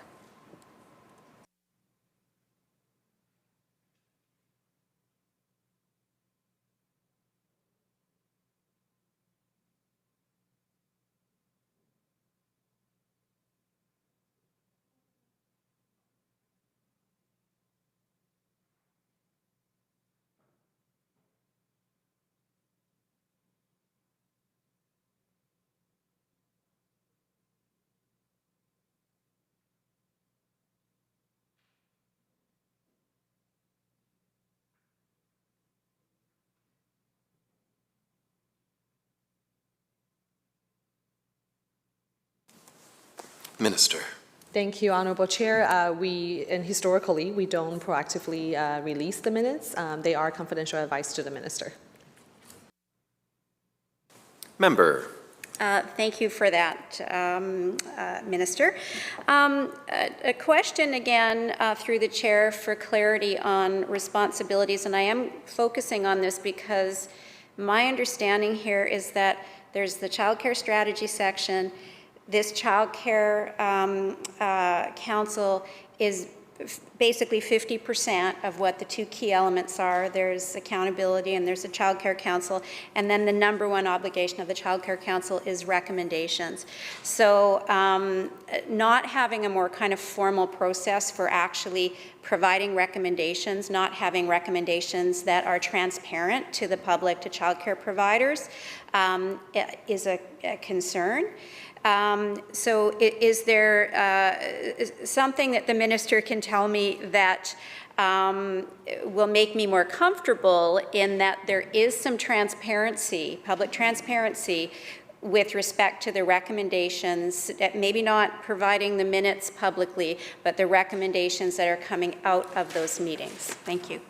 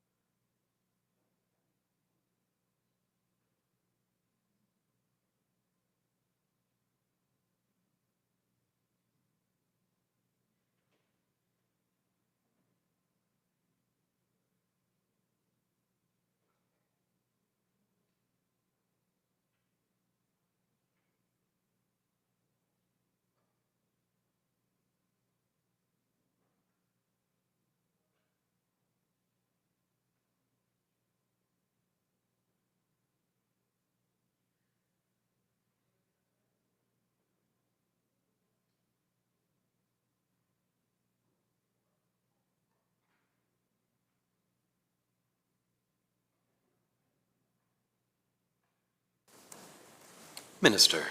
Thank you, Honorable Chair. First of all, the member's question is really outside of the scope of this legislation, but I'm happy to provide some clarity because I can see how the member is really focused on the word strategy. So I just really want to reaffirm that when we talk about our childcare strategy, our consultation, our engagement, Provincial Childcare Council is a part of it, but not all of it. There are so much work that we do through our, for example, our surveys, engagement, correspondence, either in person or virtual, a consultation that we do. And in the coming weeks, I'm more than happy to share with the critic of the work that we will be doing when it comes to engagement and the opportunities to engage with the diverse sector. That actually happens all the time outside of Provincial Child Care Council. But of course, I want to wrap up, sorry, I kind of lost my train of thoughts, that every time Provincial Child Care Council does provide an advice on an issue, for example, and when we announce a decision, for example, on moving forward on a program or a project, that we often will release and tell and inform the public in a transparent way that this decision is informed, supported by Provincial Child Care Council and potentially other stakeholders, especially including Indigenous communities. Thank you. The Minister, through the Chair. I don't believe it's outside of the scope of the bill. I'll stop using reference to the word strategy, but certainly looking at recommendations which are key to the work of what the Provincial Child Care Council is doing is certainly within the scope of this legislation. So a question to the Minister through the Chair is, what is the Minister's obligation, if any, to accept recommendations of the Council? Thank you.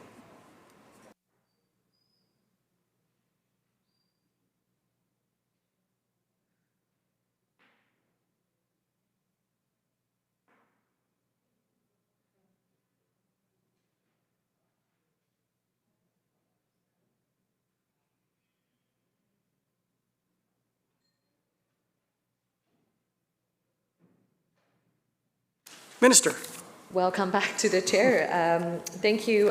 So there is no legal obligation for the minister responsible for childcare to receive the recommendation or to implement a recommendation. But personally, I value our provincial childcare council and other stakeholders' expertise when it comes to building an inclusive, affordable, high-quality early learning and care services. Because again, this is the first time our province is doing that, and we do need to count on a lot of expertise and feedback from the stakeholders. Thank you. West Vancouver Capilano. Thank you, Mr. Chair. Welcome back to the chair. Thank you to the minister. And now, thanking the chair, I've just got myself off track here, so bear with me for a moment.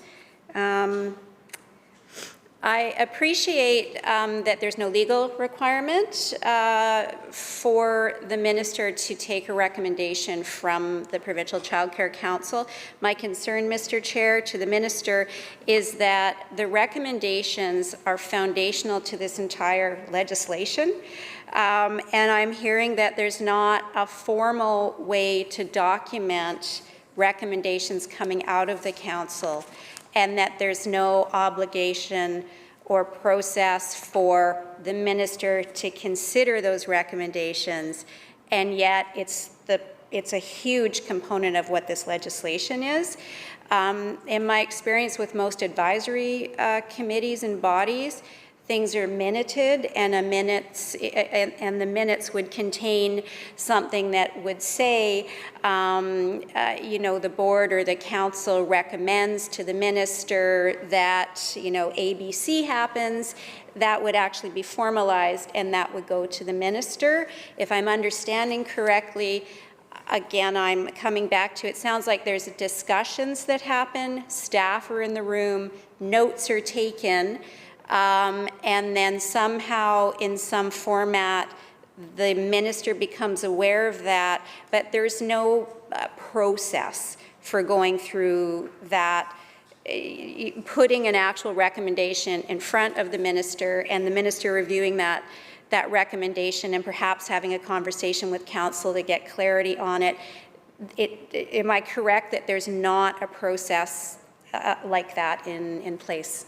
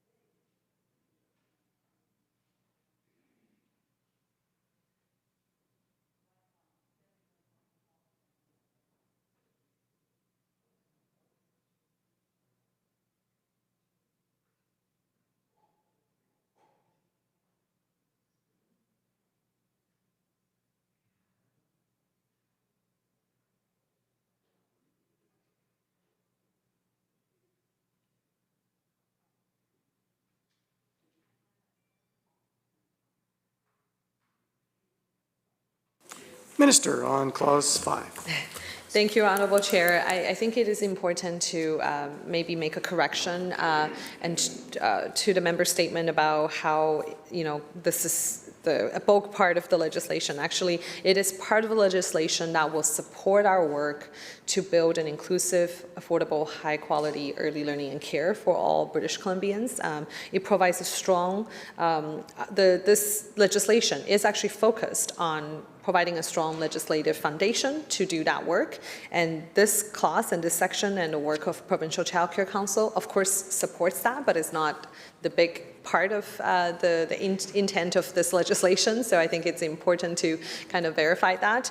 The purpose of legislation, of course, is really focused on how do we build a strong foundation and the legislative framework for the universal early learning and care system that we are working hard on.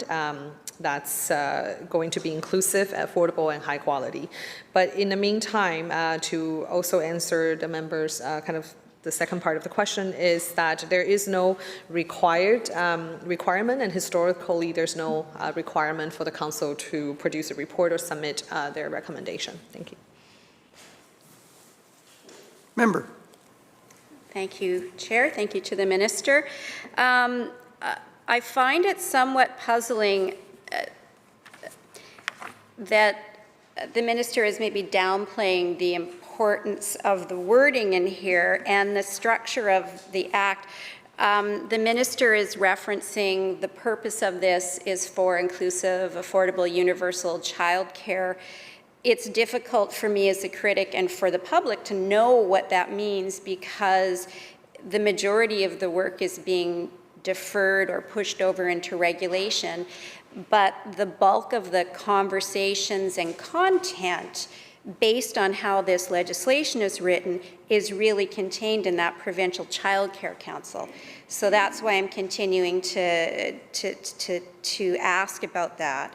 Now, I see that the Minister has shaken her head to disagree with that, so I am going to go back to her and ask, and I am perhaps not articulating this clearly enough, but to the Minister, why is this Provincial Child Care Council piece such a prominent part of the legislation if I'm told here that it's not as critical to the Act as I'm suggesting it is? Thank you.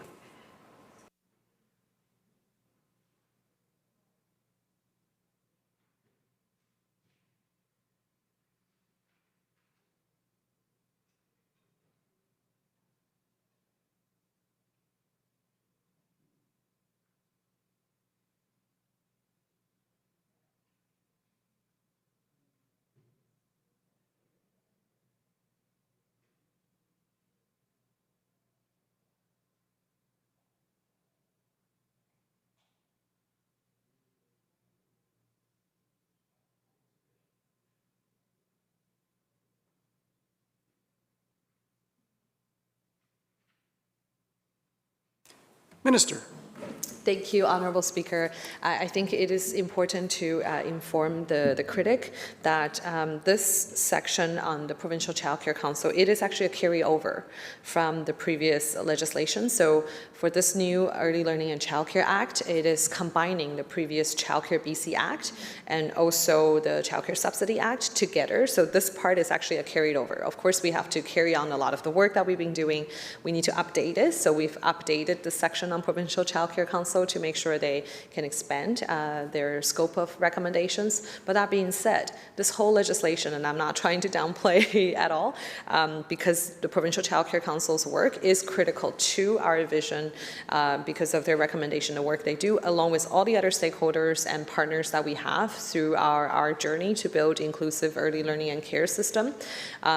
Is critical, but the intent and the major purpose of this legislation and also pulling the two legislation together into one is to really fix the current broken, I would say, and not the current, but it's been there for a long time. that we're trying to address childcare, the system. We're pulling things together to start this legislative journey and also to enshrine the work that we've done, the investment that we've done through childcare grants into lowering parent fees, accelerating the creation of spaces, supporting early childhood educators. We need to pull all that together into one piece of legislation that can enshrine the principles and the vision for inclusive early learning, affordable, quality services for all British Columbians. Member. Thank you, Mr. Chair. Thank you to the minister. I appreciate the question and the clarification on that, or the answer and the clarification on that. I think that we just go back to the challenge being the minister is saying, and I understand, I'm excited about potential if this is what's happening, is creating inclusive, affordable childcare.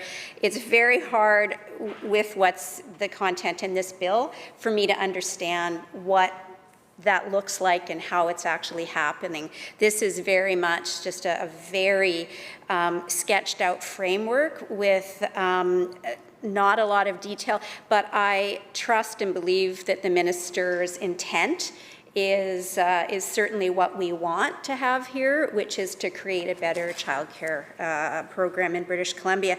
And you'll be happy to know, and to the chair, that I have one more question on this section, based, of course, upon the answer from the minister, but I do believe it is just one more question. So through the chair, to the minister, when will these roles with the Provincial Child Care Council be posted on, and I'm old-fashioned, I keep calling it Bordeaux, I'm not sure what it's called anymore, but the Board Resourcing Office website? Thank you.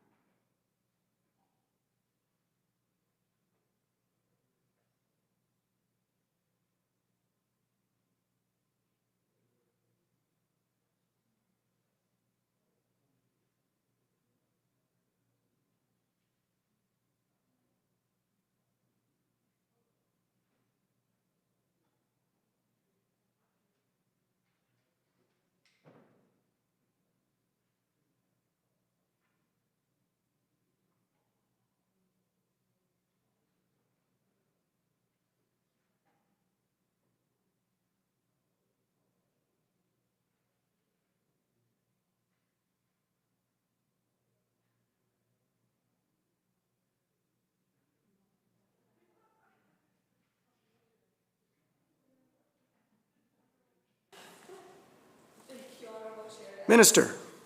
Thank you, Honourable Chair. Is it possible to have the member reiterate her question? We're kind of making sure that we get the right answers to her as clear as possible. Thank you. Would the member like to repeat her question, please? Mr. Chair, that was the shortest question I asked all day. My question for the minister was, when will these available roles on the Provincial Child Care Council be posted publicly to the Board Resourcing, or CARO, or whatever it's called? Thank you.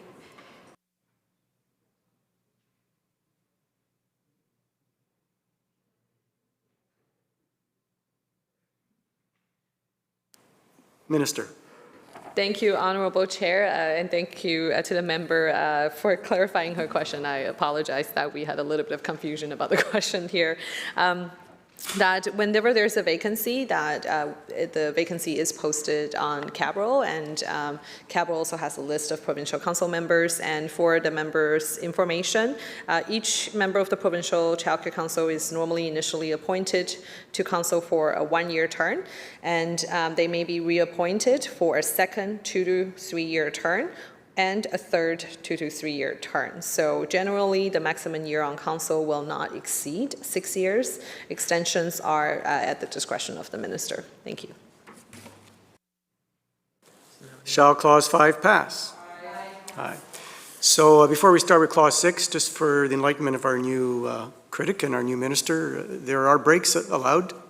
You've been going almost as long as a James Bond movie, so if you, why don't we just take a 5-minute health break right now? So we'll be in recess for 5 minutes. Thank you.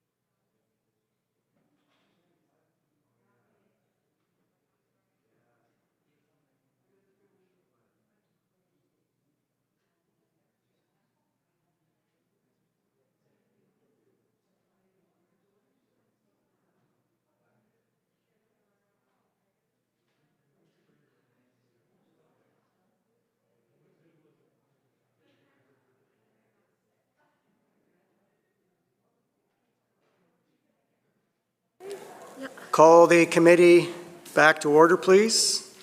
Shall Clause 6 pass? On Clause 6, member, did you have a question on Clause 6? No, I'm sorry. Okay, so ordered. Clause 6 passes. Shall Clause 7 pass? On Clause 7. Mr. Chair, I made a mistake. I'm still learning this. May we have, I don't know what I asked, may we have leave to go back to number 6? I do have questions. Oh, you on do have a number question 6. I apologize. No problem. Go ahead and ask the question. I'm sure the Okay. minister will accommodate you. Yes, she will. Okay, go ahead and ask the question. Thank you, Mr. Chair. I was doing so well while you were away. Okay. That's a comment on you. That's right.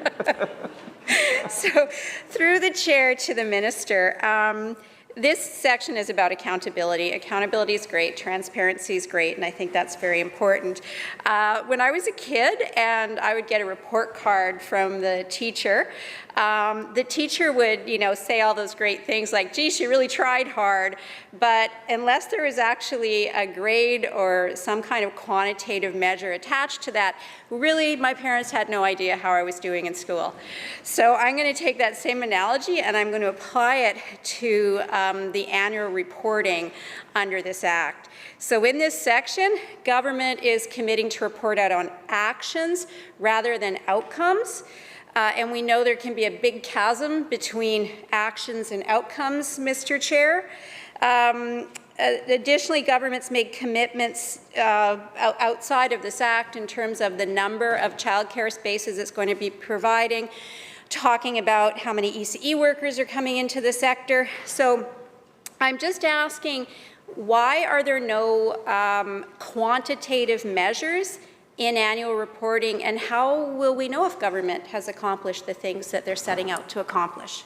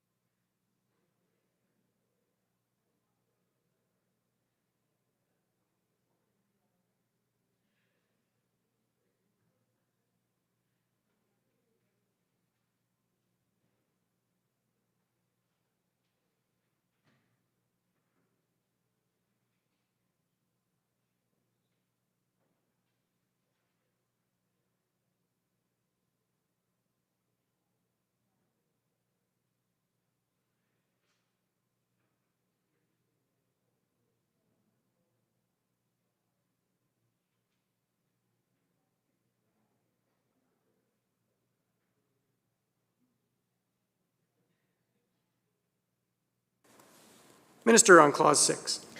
Thank you, Honorable Chair. Just to respond to the member's question about the report cards, I have to say our education system has been evolving and now there's no grades for report cards. And I actually love it this way because you're no longer labeling our kids with A, B, C, Ds, and then instead you're measuring the outcomes. As a parent, I totally value that change. But I want to say on the reporting, of course, that it is a new commitment. This is part of a new commitment through this legislation that we're really proud of to make sure we can hold the government accountable on making the progress on investing in childcare and to track the outcomes and track the progress. And possible metrics that could be reported on could include, for example, reductions in the average price of licensed childcare, which could be broken down in different various ways, such as by age group, geographic, or, for example, new childcare spaces being created within a fiscal year, or new 10-a-day sites that's opened within the specific year. So there's different ways that we could potentially do the metrics. Thank you. Member. Thank you to the minister through the chair. I'm still not sure how kids are applying to university if they're not getting grades in school, but that is outside of the scope of this legislation. So a question through the chair to the minister. I'm still finding the idea of accountability a bit of a struggle with respect to this, because you can do as many things as you want. You can spend as much money as you want on things, but unless you're able to actually measure something, Mr. Chair, it's very difficult. And the minister has said that there are things that are measurable that they could be looking at. But if we're looking at accountability, should those not be enshrined actually within the legislation itself, having the government make a commitment to setting targets for new spaces and reporting out specifically on how they've done with respect to those targets? Thank you.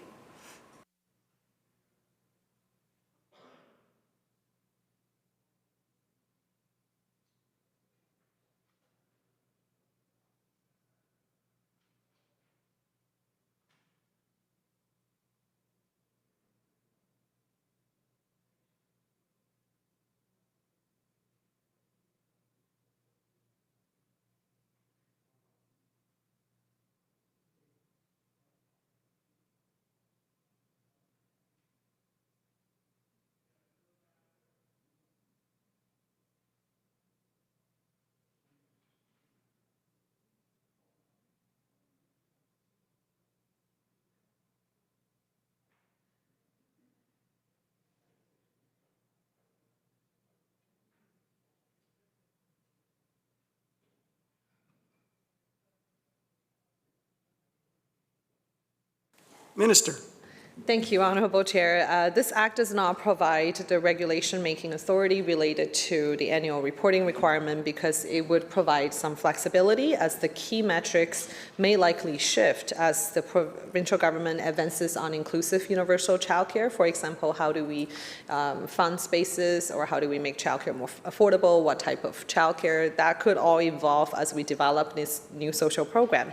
And this clause actually sets an obligation that the government must adhere to, which holds the government accountable for making measurable progress on the creation of an inclusive universal childcare system, and also that supports Indigenous-led childcare in BC. And that's the reasons why this is not in the legislations, because the system will continue to evolve and we may have to change the metrics along the way, and it provides greater flexibility to allow more involvement as we continue to invest in childcare. Thank you. Member. Thank you, Mr. Chair, and thank you to the Minister. Can I just confirm through the Chair that the Minister is saying there will be quantitative measures included in the, I guess, performance metrics, what we want to call it under the annual report. There will be qualitative measures that we can hold government to account for. It's just simply that they're not contained within the legislation now, Mr. Chair, because they want some flexibility as the programs roll out to know what exactly those metrics are that they should be measuring.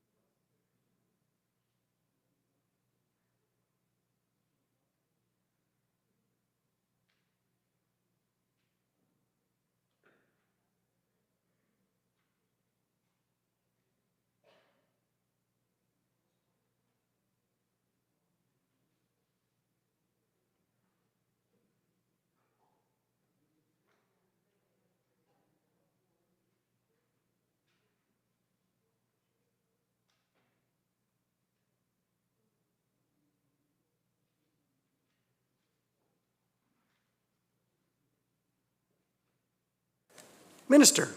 Thank you, Honorable Chair. We will be using data and also metrics to report on the progress we're making on building an inclusive early learning and care system.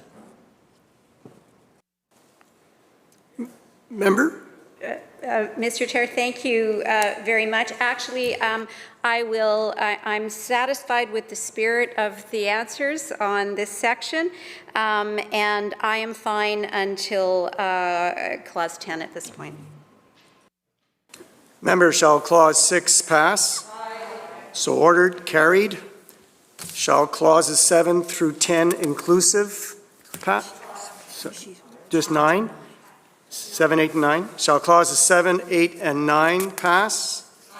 So ordered, carried. On clause 10. Member. Thank you, Mr. Chair. I have a simple question on this, I believe is simple, is under overpayments and generally under recovery of financial supports, I've heard from a number of childcare providers, Mr. Chair, that they have alerted ministry to some challenges with some providers where they understand that there's been overpayments made, and 2 and 3 years have gone by before these have been investigated. So my question is, how will these overpayments and false reporting be monitored, and how are they investigated? Will there be additional staff? There are 2 or 3 questions there, but they're all really about how are they going to manage the overpayments and reporting. Thank you.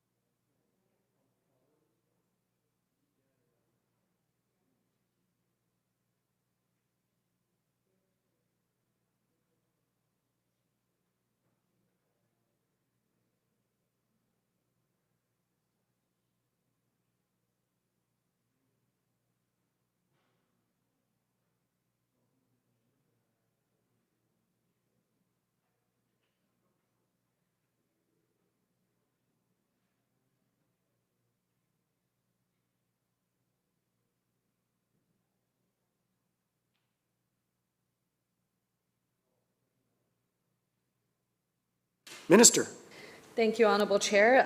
I would say that I think the question may interact with a few clauses here. We're flipping back and forth a little bit between kind of clause 8 as well. That I would say this clause and then the related clause actually broadens the requirement that now providers, childcare providers, are also required to report overpayment, not just on the parent part. And then on the other question about staff resources, that through our annual resource planning that we manage and look into staff resources that's required to do this. Thank you. Member. Thank you to the Minister, and through the Chair, can I just clarify, I'm just not as familiar as I could be with the actual structure of staffing there. Are there actual investigators where that's their primary responsibility, is doing investigations? I'll give you an example for CCOF, where a provider has 100 children and is reporting 120 children. Is there a way under this for there to be some kind of physical investigation of sites to ensure that these benefits are being administered appropriately?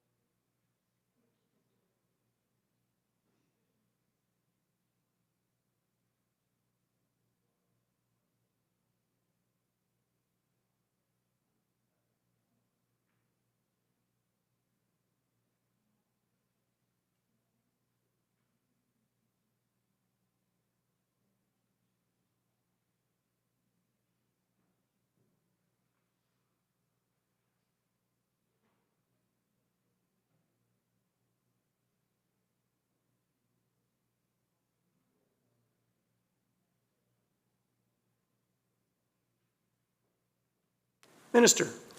Thank you, Honourable Chair.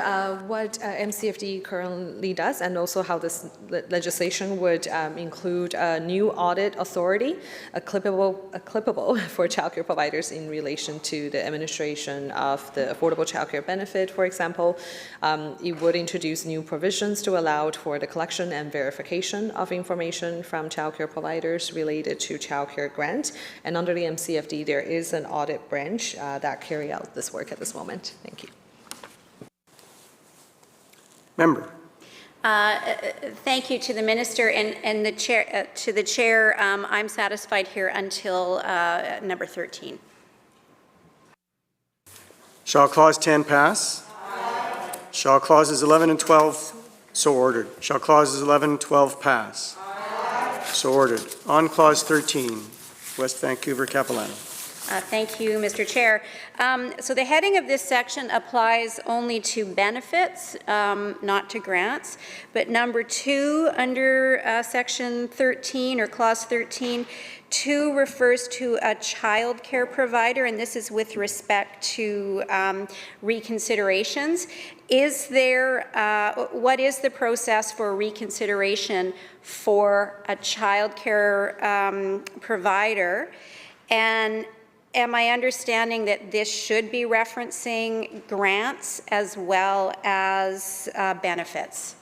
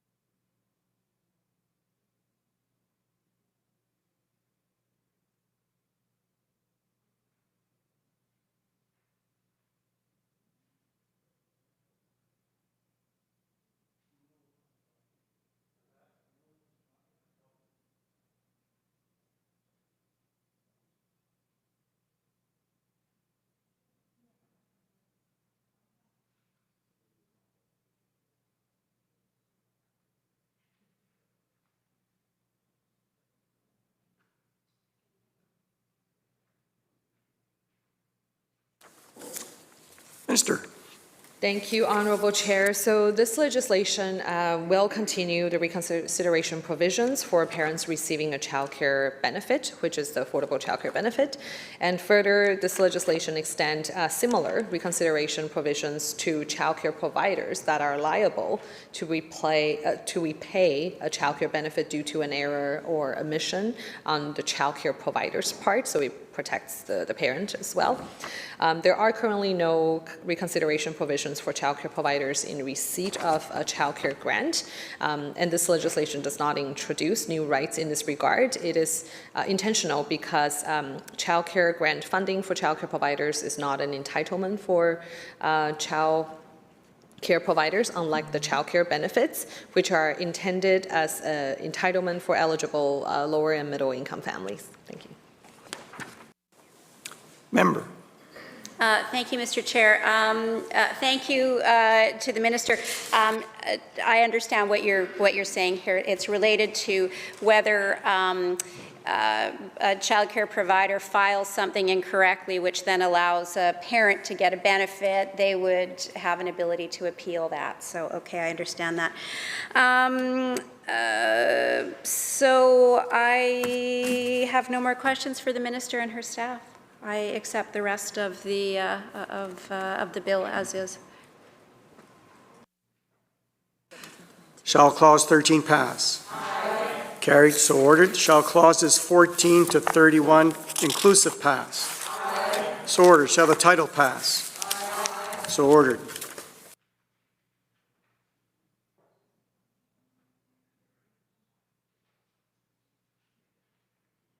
We will wait for the Speaker to come in.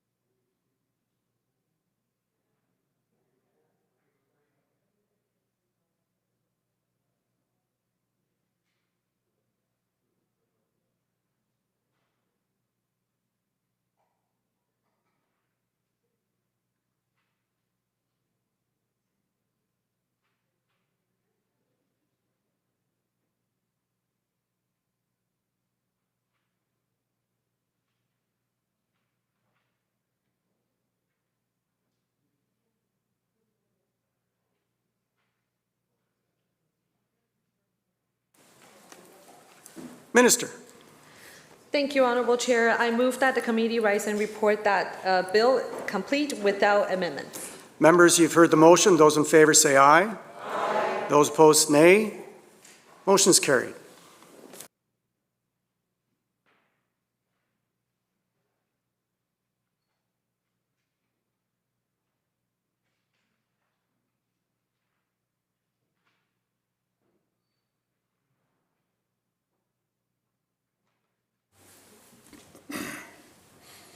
Committee Chair.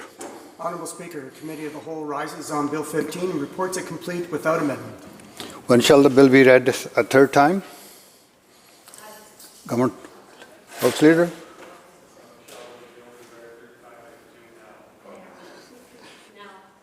Mr. Speaker. Thank you. All right. Members, the question is third reading of Bill number 15, Early Learning and Childcare Act. Those participating remotely, please make sure you have your voting card ready. Okay. If not, those in favor indicate aye. Aye. Those who oppose, motion carried. Bill number 15, entitled Early Learning and Childcare Act, has been read a third time and has passed.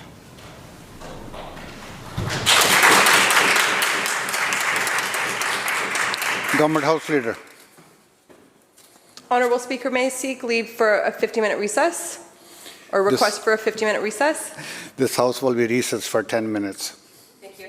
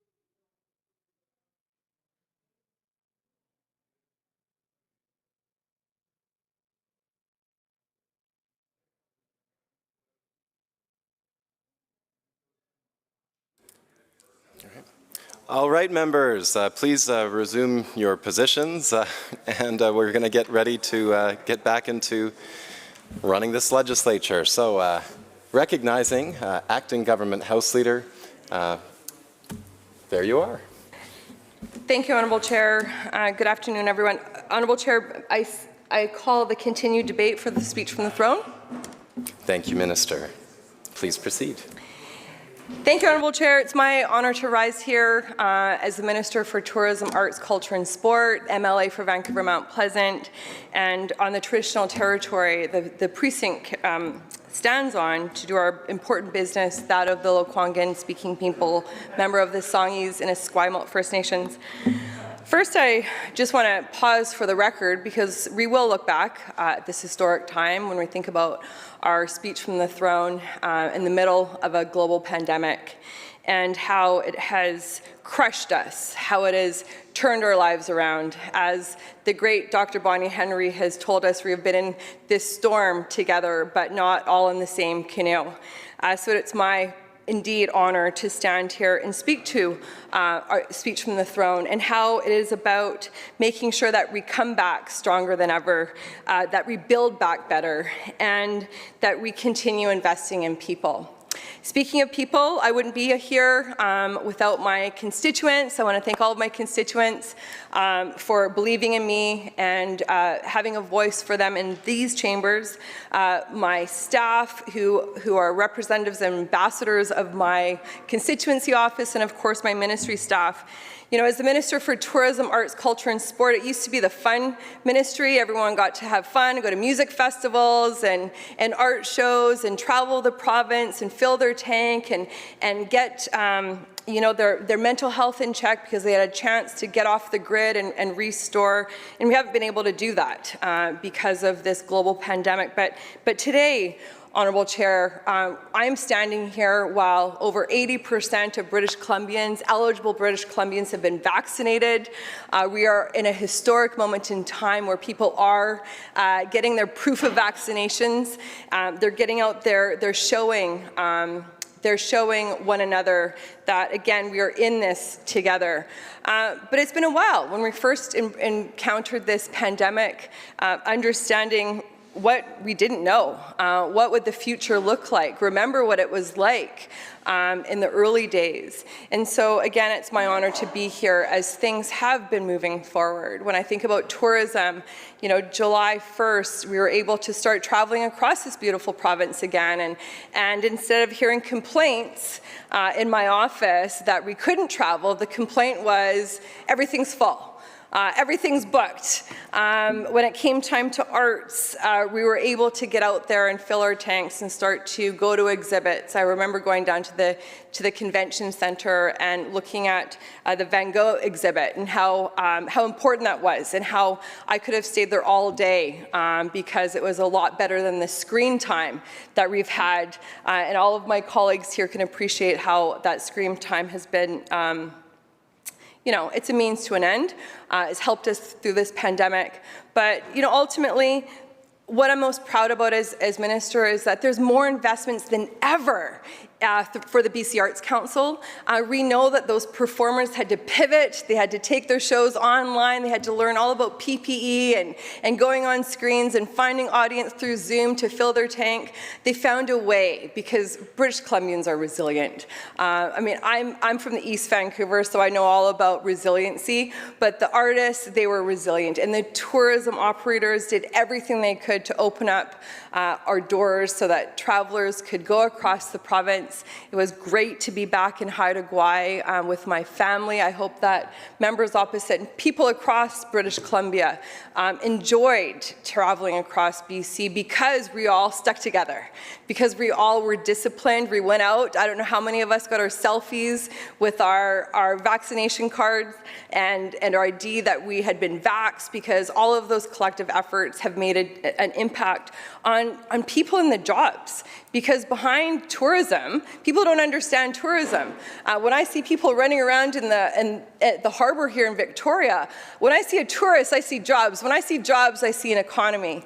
And that is something that is really, really important to us, because we know how many of these tourism operators run small and medium, family-owned, mom-and-pop businesses that they're entirely passionate about. And our government has done our best to be there to support them with small and medium business grants, to stay open, a major anchor attractions announcement so that we have the peonies and the Bouchard Gardens and anchor attractions for generations to come. It was awesome to be at the peony over the summer. The only downplay of the peony was that they had to maintain the roller coaster, and I wasn't able to be there to enjoy the historic roller coaster that it is. The historic roller coaster that it's been as Minister of this file, but it's been great to see that people are returning to a sense of norm. And, you know, all I want to leave you with, Chair, is that our government believes in investing in people. People are our economy, as Minister of Jobs is always saying. And I know folks in my tourism file and the arts file may have been overlooked because we didn't see the value before COVID about how important it is to invest in artists and how tourism operators have essentially been taking care of themselves. So I'm proud of the work our government's been doing together.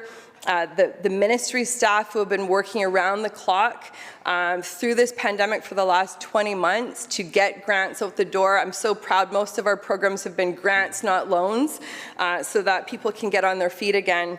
I will be remiss to not talk about the importance of culture and how important it is, the work that our government's committed to doing in our throne speech, to have the Chinese-Canadian Museum and the Royal BC Museum, both very, very important projects identified in my mandate letter from the Premier.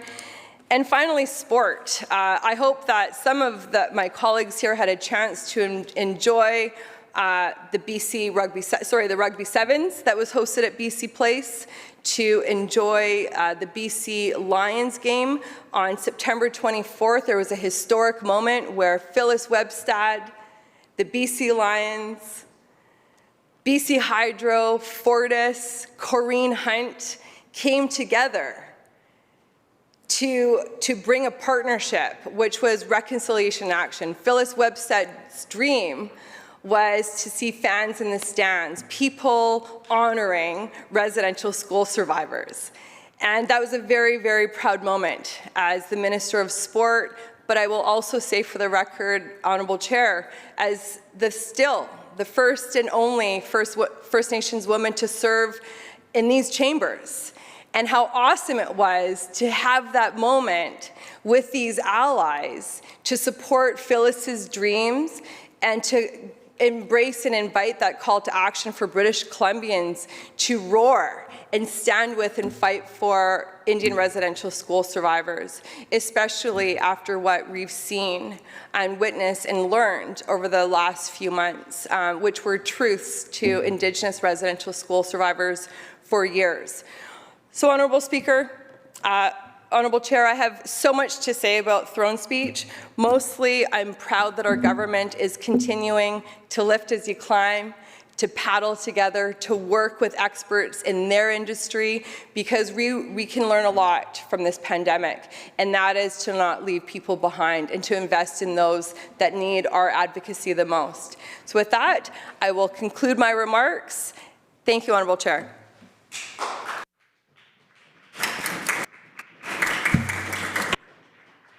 Thank you, Minister. There he is, recognizing the member for Vancouver-Quilchena. Well, thank you, Mr. Speaker. And it's been quite a year. Here we are in early October. And if we took this past 12 months, with or without the election, and compared to any other in our lifetime, it's our equivalent of World War II. It's the changing scenario that we couldn't possibly have contemplated. It's the grand unknown that landed in our laps, and we're having to manage. And the question is, for every level of government, how are we managing? We've seen the federal government respond with massive infusions of cash, to individuals, to businesses, to keep our economy afloat through this COVID contraction. And we mustn't be naive. This has been a huge contraction of activity in this province. Whether we see it in airline schedules, in tourism activity, in theatres and movies, in restaurants, it's been a dramatic setback for our people in our province. And we have to think how we as legislators jointly, no matter what party we're in, have addressed that. Have we done a good job? Notably, has the government done a good job? Has it implemented a throne speech and a policy program that suggests it actually has a plan? And I will be suggesting in the next 28 minutes that the answer is a clear no, that this government is adrift. This government is lurching from crisis to crisis with no clear plan of what happens to British Columbia and to British Columbians in the next decade. We need guidance now, and there isn't any. But I'll begin by congratulating the members opposite on the election result. I think we all know what happened.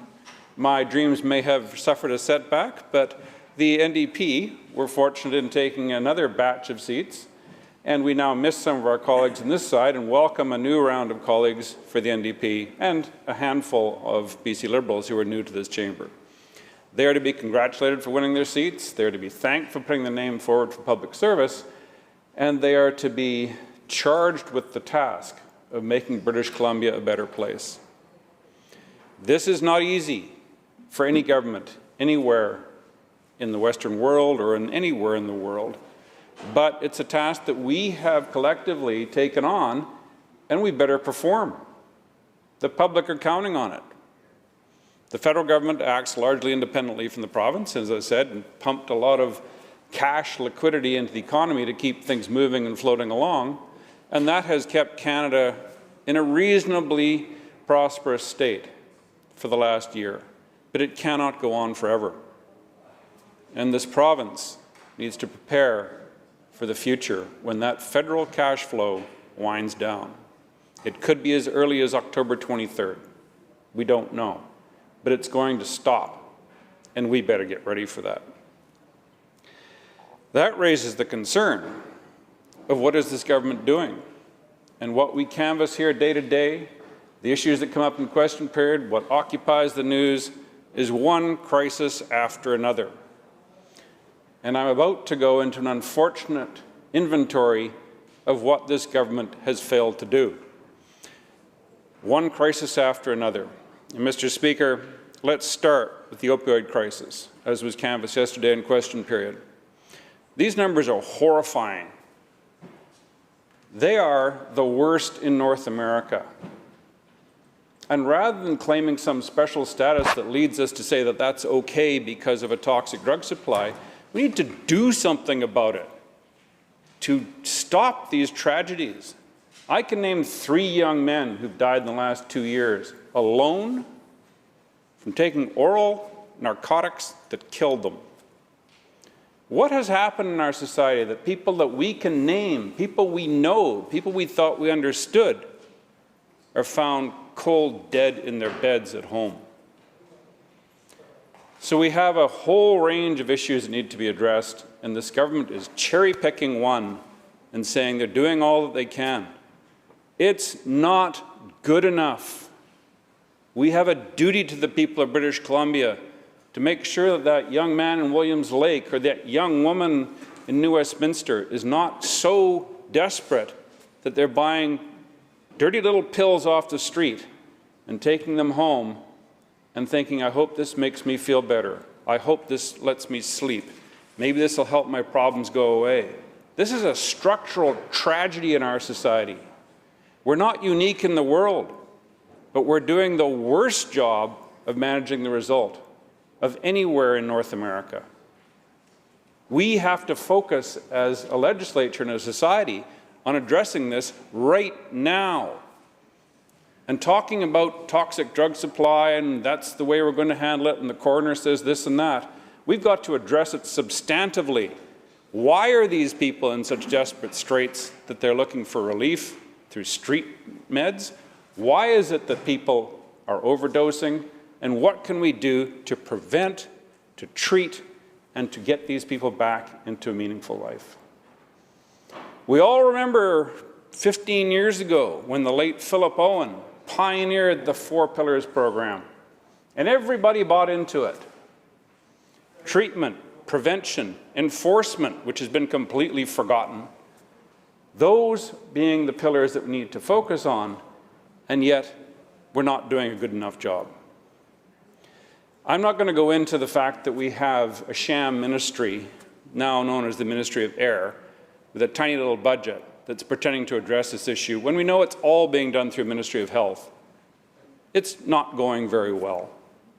So perhaps it's time for this government under the NDP to completely reboot the approach to drug addiction, to completely reboot what they're doing with overdose deaths, and say that this little experiment of having a nominal ministry with almost no budget and saying that addresses the problem, that is a farce. It's simply saying, here's a piece of paper and a ministerial office, and if 7,000 people have died in the last 4 years, don't worry, it'll get better.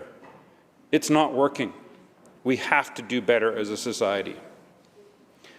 And let's talk for a moment about another tragedy that's being addressed these days in this chamber and was strikingly the subject of a Human Rights Watch report that came out this morning. I heard it on the radio. Human Rights Watch is an international agency that does studies on things like genocide in Rwanda, like mass slaughters in the Yugoslav Civil War. And they found the issue to focus on in Canada was the almost 600 people who suffocated in a heat wave. And let's make no mistake, these people are our most disadvantaged citizens. They are the poor people of British Columbia, the disabled people of British Columbia, the elderly people of British Columbia. And when the Premier of this province has the gall to stand up and say they should take responsibility for themselves, I heard that and I thought, did he really say that people should take responsibility for being elderly? That they should take responsibility for being poor? They should take responsibility, above all, for being disabled?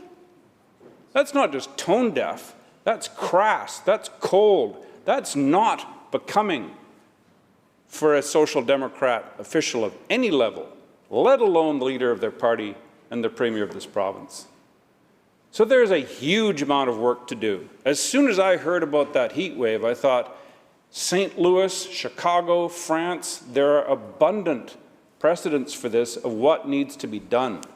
There needs to be a community-wide alert. If you know anybody who doesn't have a cooling system for where they live, who is disabled or elderly and doesn't have the option of getting out to a cooling center or buying ice water, you've got to go and find them and help them because they are going to die of heat stroke.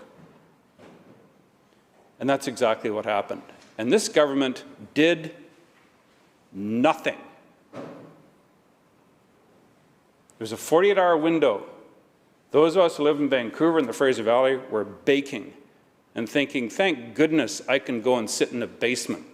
No air conditioning, but it's about 22 degrees down there. And my dog and I spent 2 days in the basement because it was the only cool place we could find. Even overnight, it was 35 degrees. And what did this government do? Any community alerts? Any emergency distributions of ice and ice water on the streets of downtown Vancouver? Nothing. That's what was learned in St. Louis. That's what was learned in Chicago. And that's what was learned in France at the cost of tens of thousands of lives. And this government did nothing. Possibly the most shameful aspect of governance in this province in the last year. We look at the wildfire situation, and we hear this constant story of how great the management is.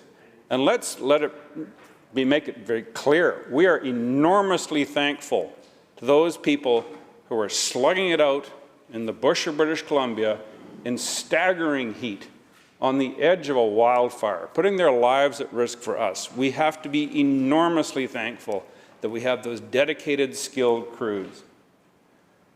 They couldn't prevent every bit of damage. But what's happened in the last 2017, 2018, 2021 fire seasons is it's clear that the response is structurally insufficient. Whether it's climate change, whether it's accumulated fuel burden, whether it's carelessness by people of British Columbia, whatever it is, it has to be dealt with because it's coming to a town near yours to burn it to the ground. And that's exactly what happened in Lytton and shortly thereafter in Monty Lake. I know Lytton from my mountaineering days. I grew up in Kamloops. We used to stop in Lytton for breakfast on our way to go up into the mountain ranges up and behind and up the Stein River Valley. It was a very compact railway town, and it had a real kind of spirit to it that you couldn't really put your finger on, but you knew this is a town that was cohesive and had an identity, that knew who it was. And it was burned to the ground. Whether that could have been prevented under the circumstances will be the subject, I hope, of some kind of judicial inquiry if this government ever finds the wherewithal to ask itself difficult questions. But what we've got now is the citizens who used to live in Lytton left in indefinite limbo. There's a fence around the wreckage. They aren't allowed in. What's the plan? And yet again, we turn to this government on almost every issue and say, so what's the plan? What are you going to do about it to get some results? And the answer to the people of Lytton is, don't call us, we'll call you. That is not good enough. This is not just their house, which the insurer may replace. This is their whole way of life, their whole community that's vaporized in front of them in a wildfire. And we have seen this government completely avoid the issue of what happens next. Compensation, restructuring the community. Does the community have to move? Will it cease to exist?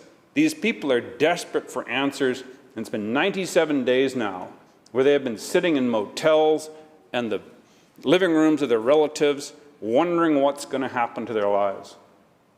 Give them the guidance and the hope that they need. That's why we have governments, to take care of people in extremis like that, to make sure that they're not stressed and worried, uncertain, and facing a doom-filled future. Give them the hope they need by saying, there is a plan, we're working with you, we'll show up, we'll be there, we'll come to you and listen to you and understand your needs. That has got to be the core of any social democrat movement, any NDP government, any person who sits on that side of the House, and yet they have dropped the ball with callous indifference on all of these topics. Something that's less dramatic but related is the issue of childcare. We hear endless technical arguments from the other side about how wonderful things are going to be, and what we hear on this side is one daycare after another closing because the rules are so complex and arcane that they just can't make it work. We hear stories like from the Caribou, where one community, Quesnel, is talking about 7 spaces. And yet it just can't get off the ground. It can't function because the rules are so complicated and the system is so bureaucratic that those parents are just left adrift. Once again, if this social democrat NDP government is not going to take care of people who can't find childcare, whose home has burned to the ground in Lytton, whose parents or relatives have died in a heat wave, whose brothers and sisters are at risk of dying of opioid overdoses, what are they doing? What's the purpose of being elected as a social democrat if you're going to neglect the poor, the disabled, the elderly dying in a heat stroke? Why are you here? Surely this has to arise in an NDP caucus meeting where the members are entitled to ask their leadership, what on earth are we doing? Because I find this indefensible. It's appalling how this province has been managed on these issues in 2021. COVID, we know, is the overwhelming issue in our society these days. And yet it does not provide an excuse for failing to address these issues. This government still has a budget in the $60 billion range. That's about $7 million an hour that is being spent by this government. Some of it's on COVID, and that's a good thing, that's necessary. But all the rest of it is designed to address these issues that I've raised. And yet we see all of these issues falling through the cracks, being ignored, neglected in a way that is absolutely shameful. Coming back to things that affect a broader section of our population, housing. I remember completely clearly in the spring of 2017, being on a radio interview with the now Minister of Housing, who also serves as Attorney General. We sat a meter apart in a little radio station, and he told me that the NDP were going to build 114,000 housing units, all new, all paid for by government within 10 years, guaranteed. Well, we're 4 years into it, and we have about 4,000 modular housing units. This apparently is the NDP's 114-year plan for housing. It's a joke. And in that radio interview, I turned to the now Attorney General and Minister for Housing and said, well, how are you going to pay for this? 114,000 housing units in Vancouver, that's about, be generous, call it $250,000 a pop. That's $35 billion you're talking about. Where's that coming from? And his answer will stick with me for years to come, was we'll have lots of money after we cancel Site C. Well, fast forward 4 years and look where we are. The Minister of Housing certainly doesn't have the $7 billion he claimed to have found in cancelling Site C. In fact, he's got a further $7 billion liability to pay for a dam that has doubled in price since the NDP took office. We delivered a project in 2017 that was on time, on budget, according to the Utilities Commission and the Auditor General. And what has happened since then? The Social Democrats arrived, doubled the price, prolonged the delivery time, created vast amounts of uncertainty. And what are we left with? We sure as shooting didn't get 114,000 housing units, and we didn't get a dam either, and we're $16 billion into this. So what has been accomplished with this colossal investment of taxpayers' money is delay, cost overruns, and no housing. So I would be delighted to go back into that little East Vancouver radio station with the Attorney General and Minister of Housing again and say, so it's audit time. What happened with that housing plan and your Site C cancellation program? And I'm sure what I would get from the Social Democrat government committed to helping the people of British Columbia, looking out for the little people, is an arrogant, dismissive, sneering response that's come to characterize this government. Obfuscation, evasion, promises of money to come.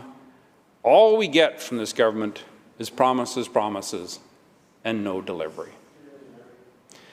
So it's rather distressing to find ourselves talking about a throne speech that is supposed to lay out a positive plan for the future of British Columbia, that's supposed to generate excitement, that's supposed to guide people into where this government's going with $60 billion a year, with the $170 million it will spend in the next 24 hours. So where is this government going? Technology, pretty exciting sector. We have Accelera that reached a valuation of $7 billion last December. We have Clio, we have Copperleaf, we have a whole set of leading companies that are taking on the world and becoming technology unicorns, that is with a $1 billion valuation. Do we hear one peep from the NDP to say what phenomenal success this is and how proud we are? We hear nothing. Because the NDP don't like successful businesses. They say, oh dear, that's not good because these are profitable companies. So how can that be a desirable thing? We better find a way to tax them. We should be accelerating these prospects and making sure that we celebrate this success. But instead, there's nary a peep from this government, when every other government in this continent would be delighted to have them there. And as I have found out in the past as a minister of this and a deputy minister, those companies are all being solicited today by economic development officers from half a dozen states in the United States, offering them tax-free status, offering them zero personal income tax in states like Washington and Florida. It's pretty attractive for those companies just to say, this government doesn't care. They give us no support, no interest, no nothing. So, you know, maybe we should just talk about Oregon.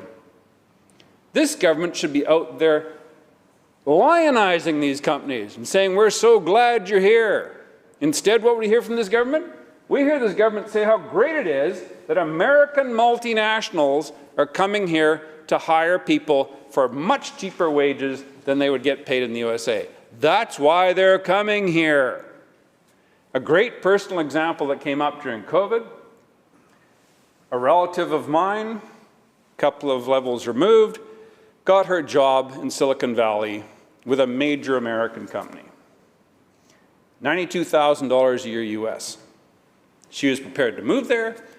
COVID came along. They said, oh, well, we're moving that job to Vancouver where we have a branch plant, but we're paying you in Vancouver the going rate. Not $92,000 US, $56,000 Canadian. That's what this government is so keen to get, is multinationals hiring people here at below market rates.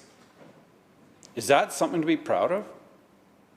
Why isn't this government saying, Cleoweb, Celerock, Copperleaf, stem cell, we're so excited you're here. What can we do to keep you here? Because you're at the leading edge of technology in the world. And you can make us all proud because home office is in British Columbia. We hear nothing from this government.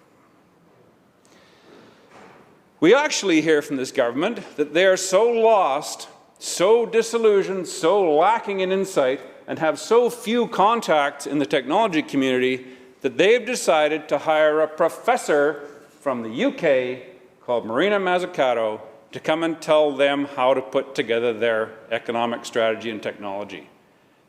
Professor Mazzucato is well known. She's of the belief that things like pharmaceutical companies should have part of their equity owned by the state. Classic kind of social democrat thinking. Might have worked in Germany in 1970, but tell me which companies you're going to take over in British Columbia and force workers onto the board and take their equity. Which ones are they? Because if it's any of these startups, they're gone. They'll be in Oregon or California next week if you try that trick on them.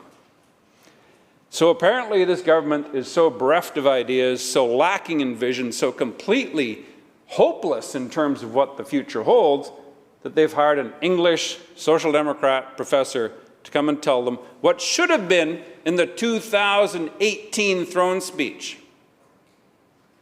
They finally figured out, after 4 years, they haven't got any ideas at all, so they're going to hire someone to make ideas for them. This is a sad comment on the state of the NDP. And yet they've had cover with COVID. They've had cover for things like the very able and formidable Senator Lisa Murkowski from Alaska putting out a bill in the US Senate saying, we're going to have a temporary bypass of British Columbia for the cruise ship industry. Blown off by this government, it'll never happen, these people are lightweights. Well, guess what, folks? The United States Senate couldn't care less what the NDP have to say about anything. The bill went through in record time with unanimous votes. Now the Alaskan state delegation, 2 senators and 1 congressperson, are regrouping to make it permanent. And now this time the NDP are kind of waking up and saying, what do you mean, that the Victoria Cruise Port could cease to exist? The Vancouver Cruise Ship Terminal could have 2 or 3 ships a year instead of 2 or 3 ships a day? You're not serious, are you? You're absolutely right, they're serious. This is American protectionism at its finest. They're going to modify the Jones Act from 1922 And if they have their way, our cruise ship industry could be history. And the whole time, the NDP was asleep at the switch. Don't worry, it'll never happen, it's just posturing. Well, guess what? It's not posturing. It's real, and it's coming to us. And this government better get its act together with the Government of Canada to do whatever it can in Washington, D.C. We've built up goodwill with them, getting the two Michaels out, and now is the time to make sure that we don't lose our cruise ship industry because the NDP were asleep at the switch. Endless further examples. What happened here yesterday was a passionate protest about old-growth forestry, notably about Fairy Creek. And what has this government done? Fretted, moaned, made false promises, put out reports that were ignored, commissioned further reports. This is a government that has proven itself to be completely, utterly duplicitous and spineless when it comes to dealing with the forest industry. This government tells anybody whatever they want to hear and then figures out, let's try to reconcile it later. Well, guess what, folks? Those folks on the front lawn yesterday think that you have failed to reconcile it. And so do those people in the forest industry, and so do the people who operate the forest company, and so do the Indigenous groups who are so furious. So now you have everyone mad at the NDP. So the chickens are coming home to roost because this government, in its complete lack of planning, its complete absence of a plan, is finally becoming accountable for its promises. And speaking of promises, we sat in this chamber, the vast majority of us, November 2019, in an act of history-making goodwill and good faith, we accepted the NDP's legislation on UNDRIP. And what has the NDP done with it since then? At every possible turn has broken the trust of Indigenous people in this province by ignoring the precepts of UNDRIP and acting in a high-handed, unilateral way. It is shameful what this government has done. We have great hopes for our experienced, thoughtful, diligent new Minister of Indigenous Relations who comes to us from Ottawa with this impeccable pedigree. He has been handed a very difficult task, and we wish him well with that, because all of us have a vested interest in successful reconciliation. But the file he has been handled has become a poisoned chalice of broken promises and indifference from his predecessors. And Minister, we wish you well and every success, but you've got a big task on your hands. More recently, we saw this summer, the British Columbia Supreme Court decided in the Yahe Blueberry decision that the cumulative effects of exploration and development in the Peace Country were a violation of Treaty 8. For better or worse, this government decided not to appeal. It's the law now. Colossal uncertainty. Will there be a gas industry in British Columbia? Will there be any more forestry or other activity on the land in the Peace Country? These are now completely unknown. And the follow-on litigation is happening now where the other First Nations are starting to see, well, work for the blueberry, I guess that's where we'll go. And it'll move beyond Treaty First Nations. It'll come out of the Peace Country into the rest of the province. And once again, we give our very best respects and thanks to the minister who's taken on the role of Indigenous Relations, because this is a colossal task which may have become almost insoluble due to the neglect of this government prior to his installation. And we should talk about climate change. Again, streams of false promises from this government, hopes developed, but it's all proving to be an illusion. Targets missed, lost opportunities, no real plan, and British Columbians left wondering, what's coming to me? Are we going to have a gas supply from the Peace Country, or am I going to be shut down? And perhaps the Speaker will take the liberty now of shutting me down as the time is up. But I think the concern is, we all know we're on this roller coaster of COVID. It doesn't have to get worse because of government ineptitude and government neglect. It's time for this legislature to pull itself together and do something really productive to map out the future of British Columbia beyond this vacuous throne speech. Thank you, member. Talk about how to solve problems for British Columbians. Thank you. Thank you, member.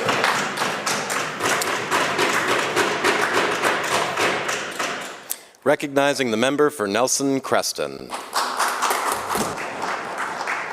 Thank you. Thank you so much, Speaker. So I am so absolutely grateful to be able to speak in this House and speak to this budget. There is a tremendous amount of work that has gone into this budget, and I am hearing from so many people in my communities that I represent how grateful they are to have an NDP government. You know, we hear, the opposition likes to speak about the 90s. Well, you know, I was a child in the 90s, so I have fantastic memories of growing up in the Kootenays in the 90s. But what I do remember is when the opposition got into power and they decided to cut jobs in my community. We had a lineup at the student phone. This was, of course, before everyone carried a cell phone in their pocket. And there were students waiting in line to call home to find out if their parent had lost their job because there were unprecedented cuts that were happening by the opposition when they, of course, were in government at that time. I remember my friends, you know, and I was in that lineup. I was wondering if my dad was going to be able to have his job. And I would have friends that, you know, you'd turn around and some of them, you know, their parent didn't know yet. Others, they're saying, you know, we don't know what we're going to do. My family now has to maybe move to Kamloops. You know, these are students that are going to be, you know, graduating either that year or in a few years. And because the government cut so many people off, laid off so many jobs, it was devastating and it was terrifying for those students. So I know that there are so many people, so many British Columbians that are so grateful to have a government that they can trust, a government that is investing in people. We know that we're bringing healthcare workers back into the government system so they can be paid properly. They can get proper benefits. That means that they're also going to be providing better service. You know, if you're not paid properly, it's really hard to want to stay in that job. But when you're valued, you want to do a good job. You want to do a good job as you're taking care of these people at their most vulnerable moments in their lives. And I am so grateful that we have had this government through the crisis of the pandemic. Has it been challenging? I would expect most people in British Columbia have had an extremely challenging year. We know that people have lost their loved ones. We had, you know, things were changed. Businesses had to find out innovative ways, but we have seen so much incredible resilience. And when we were faced with a crisis, our government was ready. They were ready to step up and take care of people. There was, you know, a taxi driver. We have one taxi company in my whole riding, and I was able to get a hold of his daughter and let him know that there was government funding available for him and his workers so that they were able to continue. They didn't have to close down, you know, a service that's really important to our community. We have excellent public transit that's integrated in the region that we've been really working hard on. But we know also a taxi service it helps augment other types of public infrastructure. So it's really important to keep those people employed so that people are able to move around. You know, I've seen restaurant owners with incredible amounts of courage and working with their workers and trying to find ways to continue their service delivery while keeping the public safe. I would like to do a huge shout out to our healthcare workers. They have been working incredibly hard and have faced many challenges. And particularly in my community, those challenges regarding COVID are happening more now so than they were previously in the pandemic, because really COVID has started to hit the Kootenays. We've had we've had at least 2 doctors write their own columns, and we've had other doctors that were interviewed by one of our local reporters just explaining the situation. But then we're also seeing the community step up to support our healthcare workers. And these are all of our healthcare workers, from the people doing the laundry, the people that are cleaning, the people that are cooking food, nutritious food. Now we're actually getting BC products into hospitals. When you're ill, when you're sick, when you've had surgery, you need nutritious food to heal. And we are doing that in British Columbia with the Buy BC program. So people have nutritious food in hospitals again. There's all of our, the radiologists and the cardiologists, the doctors, the specialists, the family doctors. They've all been working incredibly hard to keep our community members safe. I heard the member talking about the toxic drug supply. I have a very good friend who is a registered nurse that is now able to prescribe Suboxone for people that need it. She is literally saving lives every single day because of decisions our government made. And is the opiate crisis and the poison drug supply impacting our communities? Absolutely. I spoke about it in the legislature yesterday, and I mentioned an 18-year-old woman that passed away due to the poison drug supply. And then I received a letter from her mother after my speech. Someone had sent it to her. And she is absolutely heartbroken. But there's also community services. Anchors in Nelson and the hub run through Nelson Cares. They are doing incredible work. We have a spectrometer. We're a town of 10,000 people, and we have a spectrometer so people are able to anonymously bring substances and they can get tested so that people know if this is something that is going to potentially harm them or kill them. I went to a local restaurant one afternoon, and we had, she had just done a call out on social media and said, I'm going to do some naloxone training if anyone wants to come. And there was about a dozen community members that wanted to come to see how they could learn how to use naloxone so that they can save people's lives in our community. And you're really seeing people step up, and they want to be there, they want to take care of each other. And that's also what our government represents. Our government is taking care of people through this budget. We are supporting small businesses. We're supporting the tourism sector. I don't know if you've ever been to the Kootenays, but it is an absolutely spectacular place to live and to come and visit. I think we're the cat skiing hub of either North America or the world. You can go and do wine tasting down in the stunning Creston Valley. You can go hiking in the mountains. You can get up into the Alpine. We have a lake, Kootenay Lake, that really connects and is the heart of all of our communities. And we have the Friends of Kootenay Lake Society that is working hard to make sure that the ecosystem is protected, and they've been working with various community groups. They do things like beach cleanups. And we're seeing all different people in our community stepping up.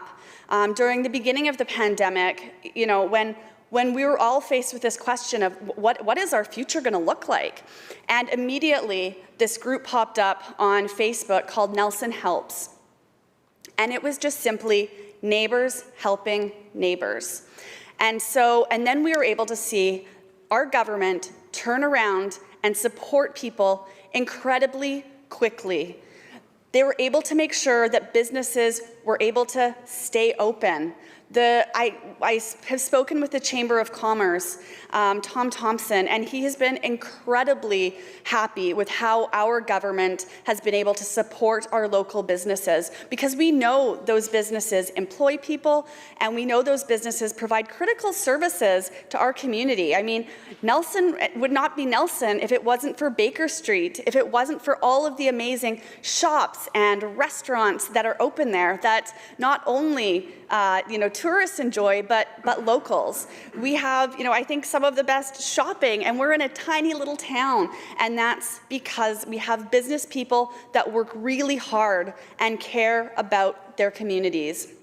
Another thing that I'm extraordinarily excited about is Kolesnikov's new mass timber plant, their mass timber facility. So what they're able to do is create beams and walls and floors and ceilings all out of mass timber. And so what that looks like is you're actually gluing pieces of timber together, and then it's heated up, and then it's a strong material, it's a fire-resistant material, and it has a lower carbon footprint than things like concrete. So we're seeing this innovation happening. We're seeing job creation, and what these pieces are doing are also working hard to protect the environment. I feel incredibly fortunate that our Premier asked me to be his special advisor on youth. One of the reasons I got into this job was because I wanted to see younger people's voices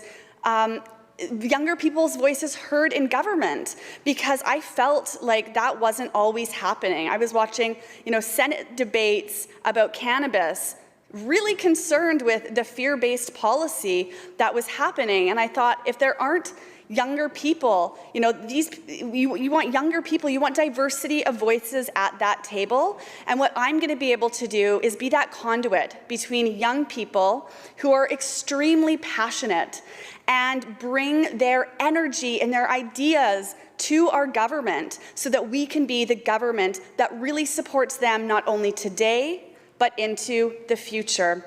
As I've been speaking with young people in this role, they're concerned about things like climate change. We had a fire season, and summer used to be my very favorite season growing up. You have Kootenay Lake there, it's beautiful, it's pristine. You go down there, your whole community's there, you see children and grandparents and friends, and people are in the water. And this year, it was different.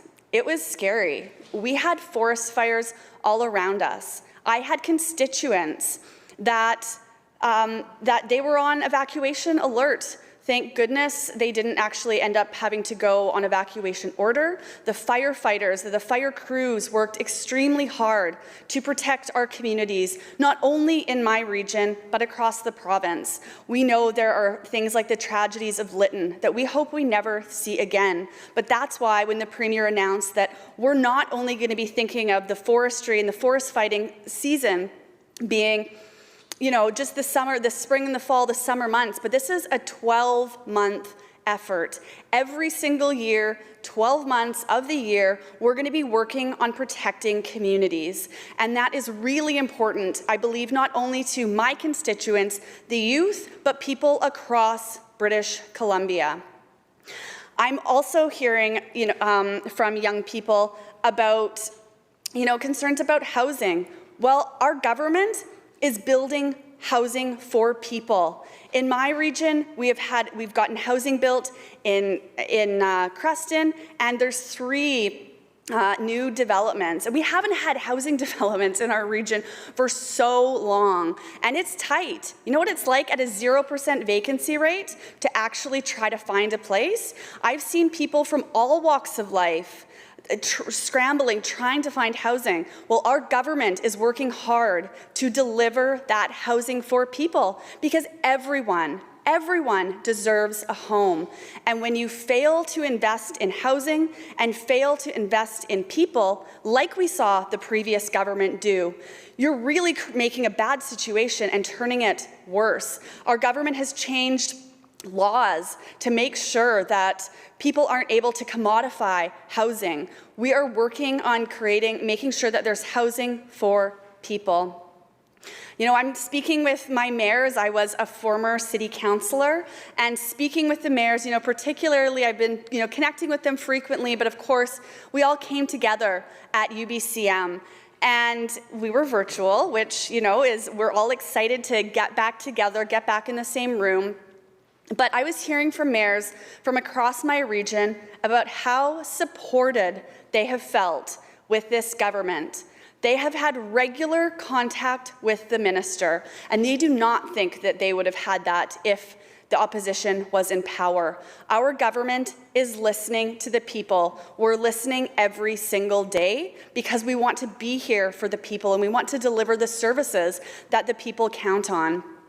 We're seeing, you know, we're changing paramedics. We're making sure that this is a job and a career that people are able to stay in, support their families with. That is going to impact my rural community in a really, really positive way. I talk to parents. I mean, if we didn't think that, you know, childcare didn't seem important to the previous government, and now our government is making it a priority. I was absolutely thrilled to be able to see my friends and colleagues, you know, put bills on this legislature that are going to, in law, support families through better childcare delivery. This is absolutely critical, and we saw this with the pandemic. When people don't have childcare, women, tends to be women, sometimes it's not just women, but women tend to leave the workplace to care for their children. With the investments that we're making in childcare, we're able to give women the option, we're able to give families the option to go to work, to be able to participate in the workforce. If there's no childcare, you don't have an option as a family. And I know there's been lots of parents in my riding, but also I believe across British Columbia, that have struggled with childcare for too long. And so when I see the $10 a day childcare plan being rolled out and implemented, I know that my constituents and also families across the province are absolutely grateful and thrilled. You know, our government, we are leading Canada. You know, if it wasn't for our government's commitment and the people that were working on the $10 a day childcare, do you think the federal government would be jumping on board? I don't think so. It's because they see us as leaders.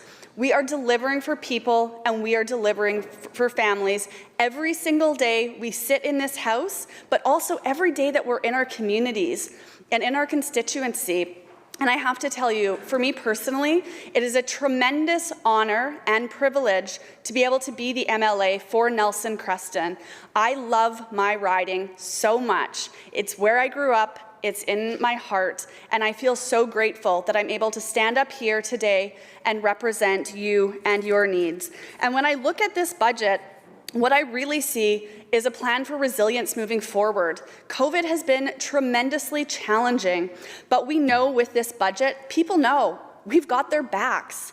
We're going to take care of them, and we're working every single day to clean up the mess that was left behind. And, you know, are things perfect now? No. It takes a lot of work, and we are ready to do that work.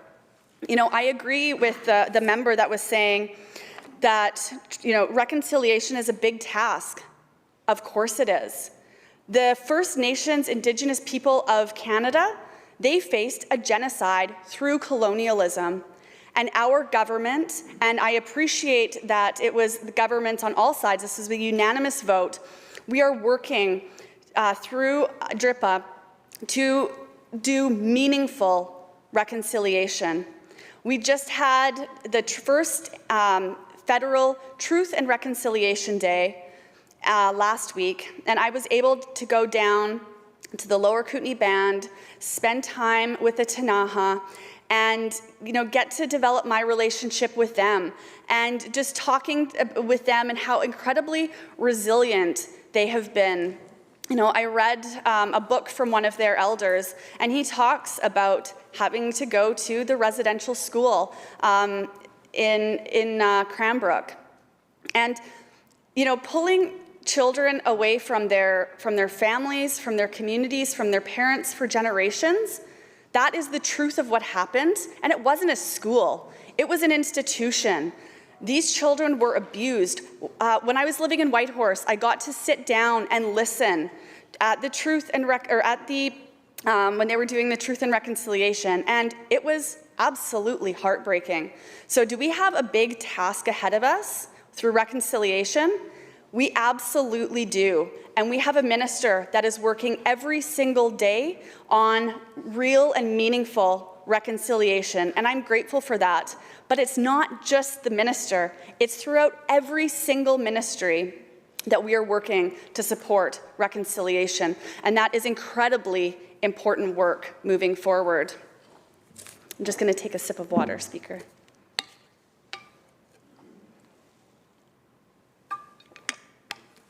You know, and when we look around Canada, when we look across Canada, we see what other governments have done. And to be quite honest with you, when I look at Alberta, that scares me. I would not want that government leading the province that I lived in. And when I look at British Columbia and the work they've done to get us through the pandemic, I feel incredibly grateful that people have been supported. And when we look at this budget, it's all about making sure that we are creating conditions for a strong economic recovery. And we're also working very hard on issues that are really important to my constituents, like mitigating and adapting to climate change. Because this summer, you know, we had felt the impacts of the fires and climate change before. This summer was different. You know, we had the heat dome across the Kootenays. The farmers in the Creston Valley lost 80% of their lap and cherries. When I was driving around, meeting the farmers and hearing their stories, you know, I had one farmer that I was driving with, he had called a real estate agent and wanted to start selling off some of his land because it was so challenging. But the Ministry of Agriculture is stepping up, and they are stepping up to support our farmers. I don't think you could get a more passionate agricultural minister than the one that we have. We just had an incredible conference that I found to be truly inspiring, and it was all about regenerative agriculture. And for people that don't know what regenerative agriculture is, it is really taking care of the soil.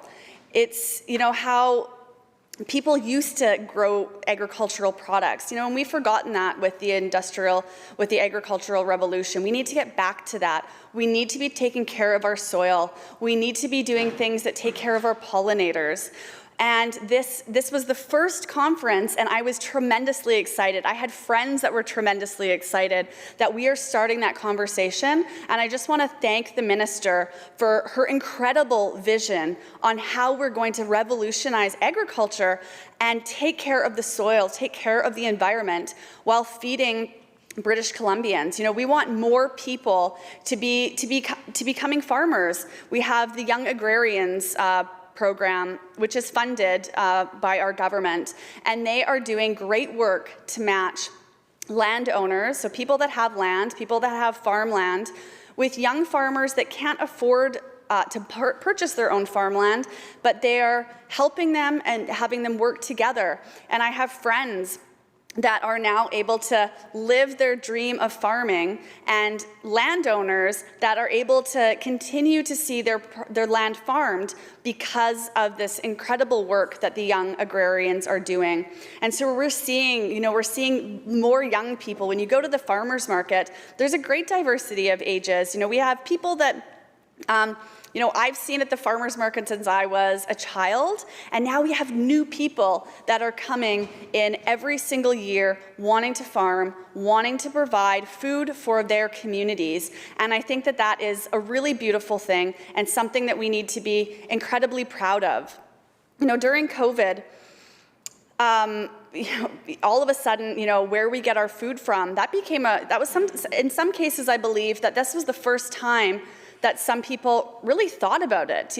You're so used to, you have your routine, you go to the grocery store, you pick up what you need, you cook dinner that night.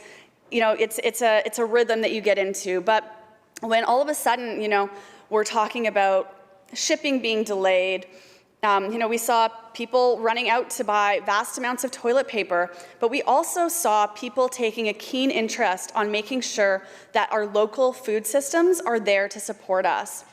And what we see with our agricultural minister is she is focusing on how we're able to, through like the Buy BC program, we're making sure that our institutions are able to serve British Columbian products. So our farmers, they have an excellent market for these products, and also then the people that are consuming that food, they have high quality, healthy food to consume, which is, it's a great thing that we should be incredibly excited about. I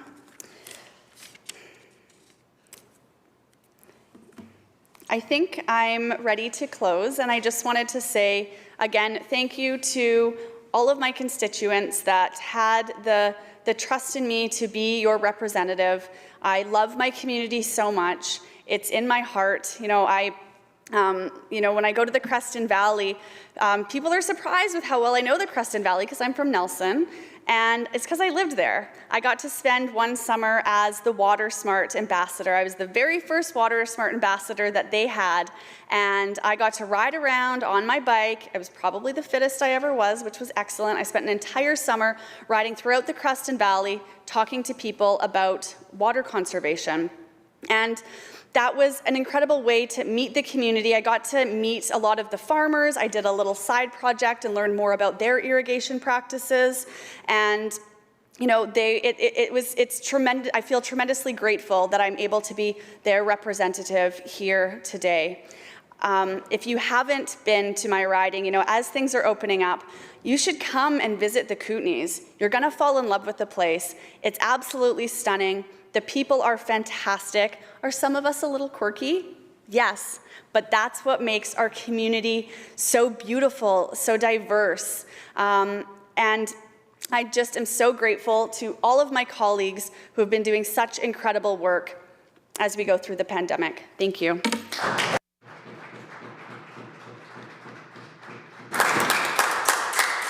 Thank you, member. Peace River North. Thank you, Honourable Chair, and it gives me pleasure to be standing here today talking about something that I almost forgot about, the 2021 throne speech by this government.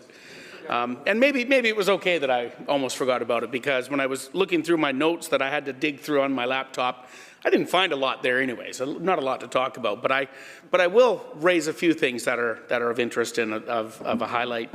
But I do want to first of all start thanking on behalf of myself, my constituents of Peace River North.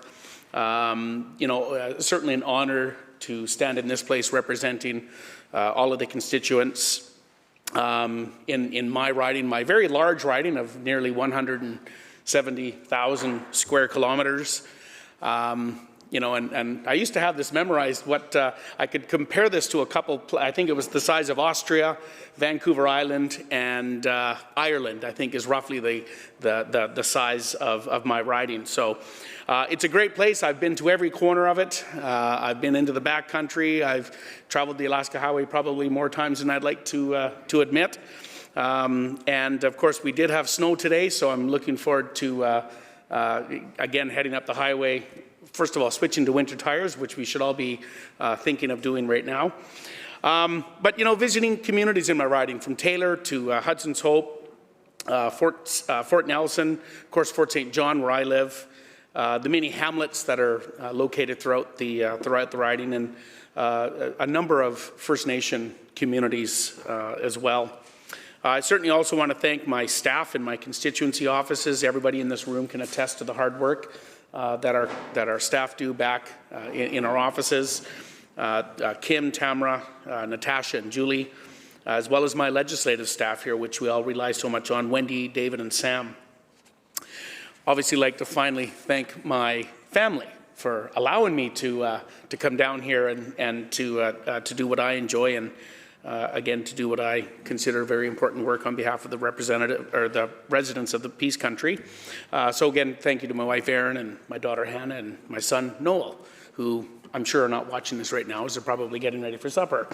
But before I do move on, I do have one final thanks that I do want to make. And we are now approaching 20 months that we have been in this pandemic. And I'd be remiss if I did not take just a moment to thank all of our healthcare workers that I know are still working back-to-back shifts. I talked to one of our nurses. They had worked 40 days consecutive without a day off. So my hat's off to all of our healthcare professionals, our frontline people that are working across this province. And it's a big thank you. Yes, absolutely.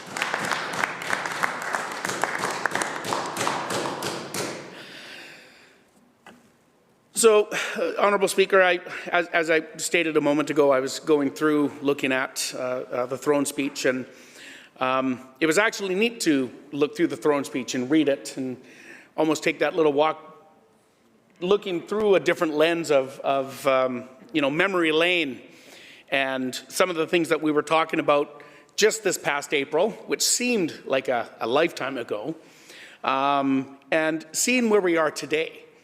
And sadly, we're not very far down that road.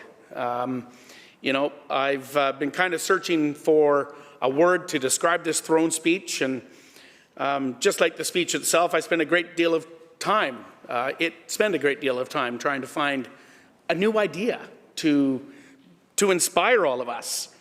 And I would say if I had to choose a word to describe this throne speech, it would be empty. It would be empty. If I could elaborate a little more, it would be vague, void, lacking substance. For the average British Columbian, certainly for rural British Columbians, it showed little regard. And I can speak to colleagues in this room that represent rural ridings. There's very little in there for rural British Columbians. But, Honourable Speaker, I will use the word empty, if I so will. Unfortunately, this throne speech sounded more like an apology, really, than anything else. What British Columbians have been given is nothing more than a laundry list of promises which were regurgitated from 2017, passed on into this last snap election that the Premier and the government called, because they needed a clear mandate. A clear mandate. We have yet to see this clear mandate by this government. In fact, what I think we are witnessing is truly a rudderless government, a government that has no direction. I'm not even sure what the heck is going on sometimes when I wake up and see what's happening across our province. And I know we can use the pandemic as a bit of an excuse, but people rely on the government to make decisions, to make life better for British Columbians. We all know that, in this room anyways, that the throne speech is the cornerstone for this place, for any government. It's a chance for government to put down in black and white the direction, the vision, purpose, to instill confidence in people, to lay down that roadmap, that takes us from where we were to somewhere better. But it is truly lacking.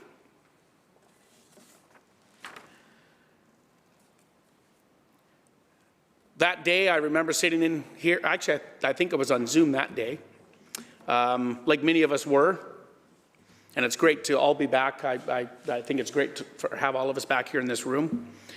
But that day, we were listening to the throne speech, many in this room, most on Zoom.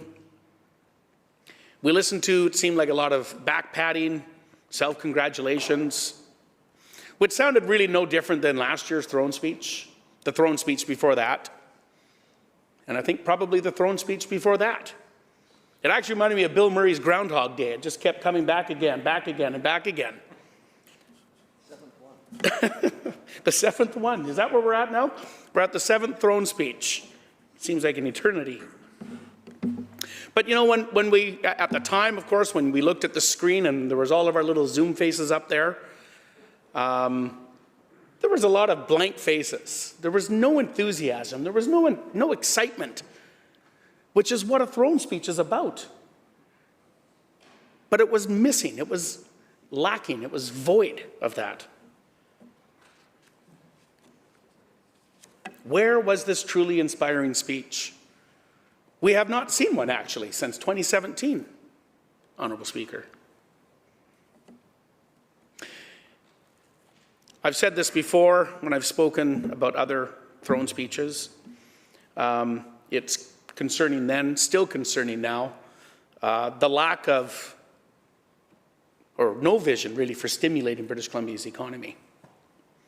No real talk of job creation. And if you think about our economy, certainly over this pandemic, it's been brought to its knees in many aspects. So many challenges. And people, again, are looking to government for support. They're looking to government for help. And they're not getting it. They're not seeing it. In fact, we've seen businesses close over this past year and a half.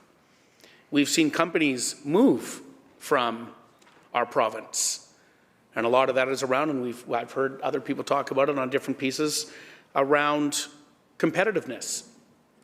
British Columbia does not have any competitiveness anymore. In fact, I would rate us near dead last, probably in the continent, around competitiveness. And in a riding like Peace River North that is full of resources, predominantly natural gas, a little bit of oil, fair amount of forestry, agriculture, even agriculture. And I'll talk a little bit about agriculture here in a little bit, is facing challenges that this government has put before our farmers.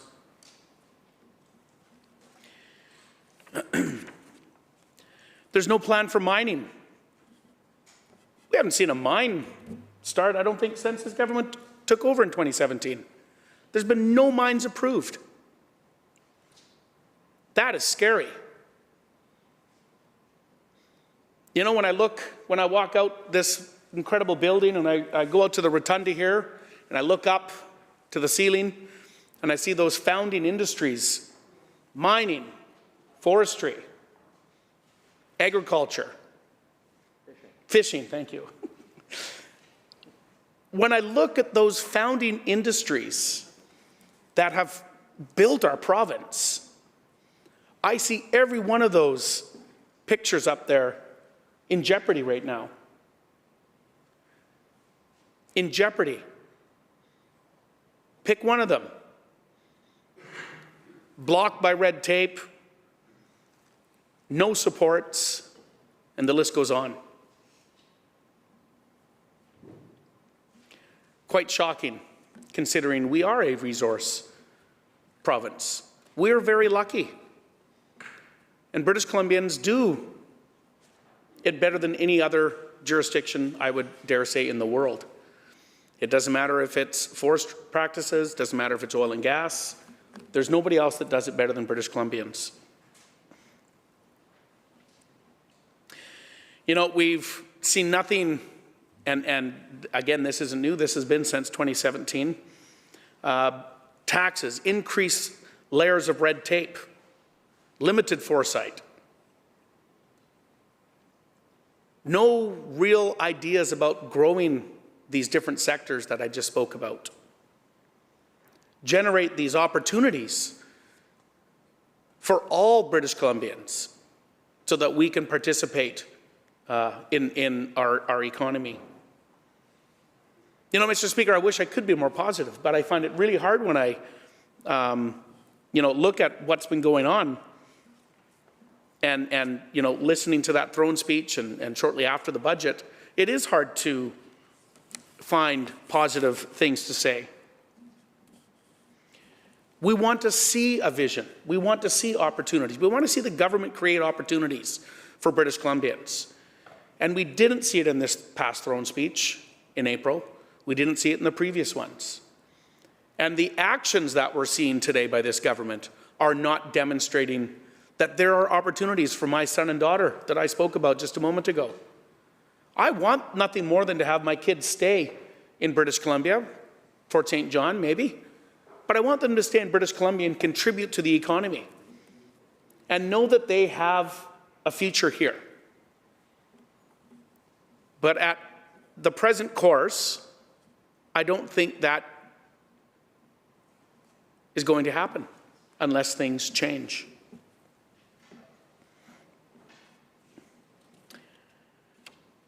I jumped ahead to competitiveness, so I don't have to repeat that again. You know, we've forestry. I'll talk just briefly about forestry, and forestry is a huge part of British Columbia, also a part in my important part, and I happy to say that our LP OSB mill has recently opened up, which is great news after being shut down for the last year and a half or 2 years almost. But where is this government in regards to working out a softwood lumber agreement, which we have mentioned a number of times in this House in the past? Unfortunately, our Premier seems very hands-off when it comes to the forest sector, which is a shame when you consider the benefits that that sector has to our province.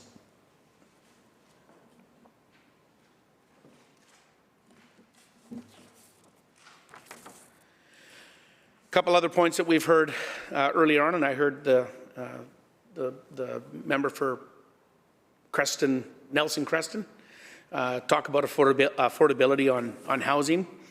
Well, unfortunately, I don't share her enthusiasm when it comes time to be talking about affordability. In fact, there's probably never been a less affordable time than right now on housing.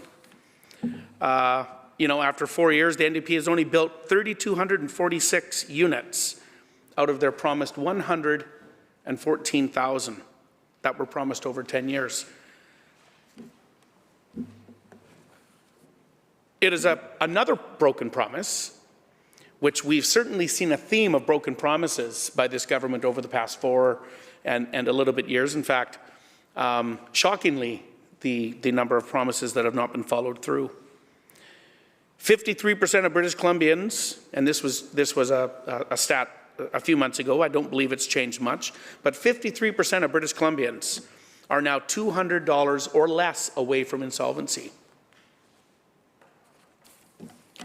which is very scary. Promises, $400 renter's rebate. Sounds really catchy in an election promise. Never amounted to anything. Twice.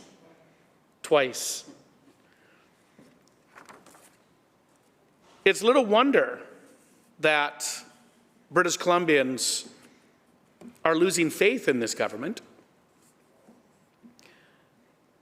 in all 4 corners when they continually are seeing these promises not being met.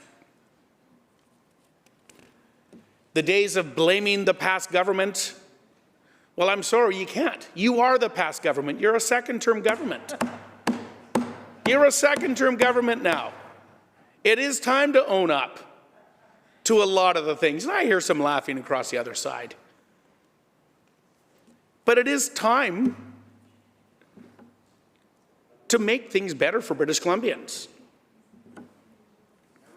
This throne speech offered little help or hope for people that are struggling in businesses, unemployment challenges, the worsening opioid crisis, which I'll talk a little bit about here in a minute.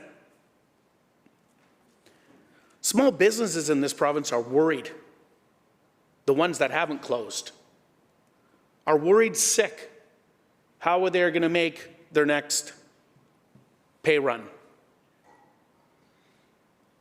Many of them are already well into their lines of credit or dipping into a second mortgage onto their home to make sure that they can pay their employees. It's not right.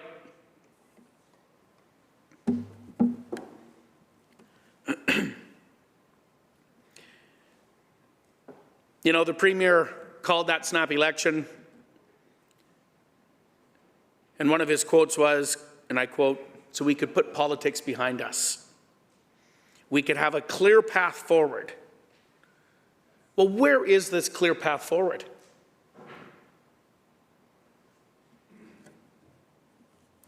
Many people are asking that exact question.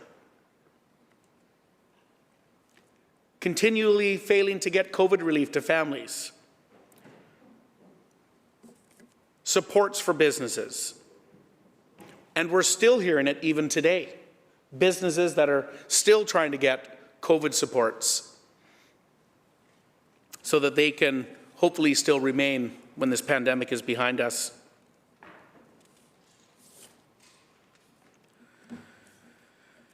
Mr. Speaker, we can't tax our way out of many of these issues, and unfortunately we see that by this government.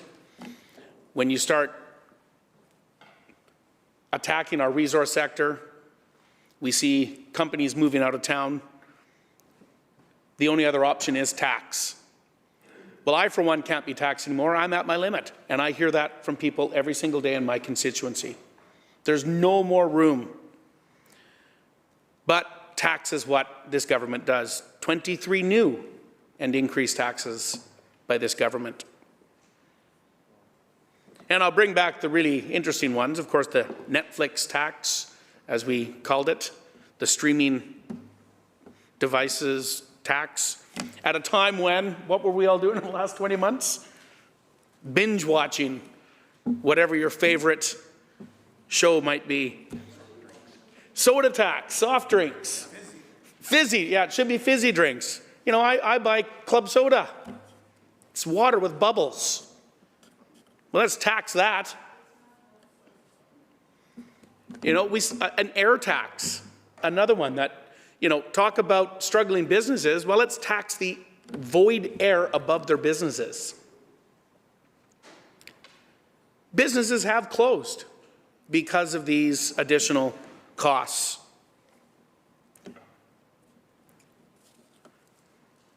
Let's talk a little bit about the community benefits agreement.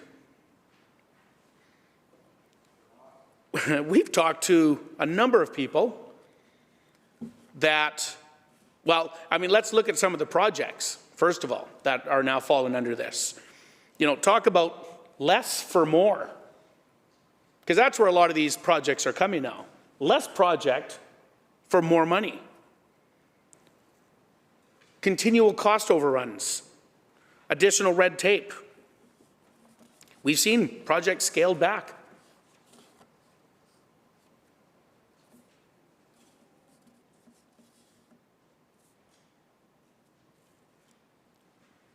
I should stick to my notes. I keep saying stuff that then I come across. I was supposed to say this now.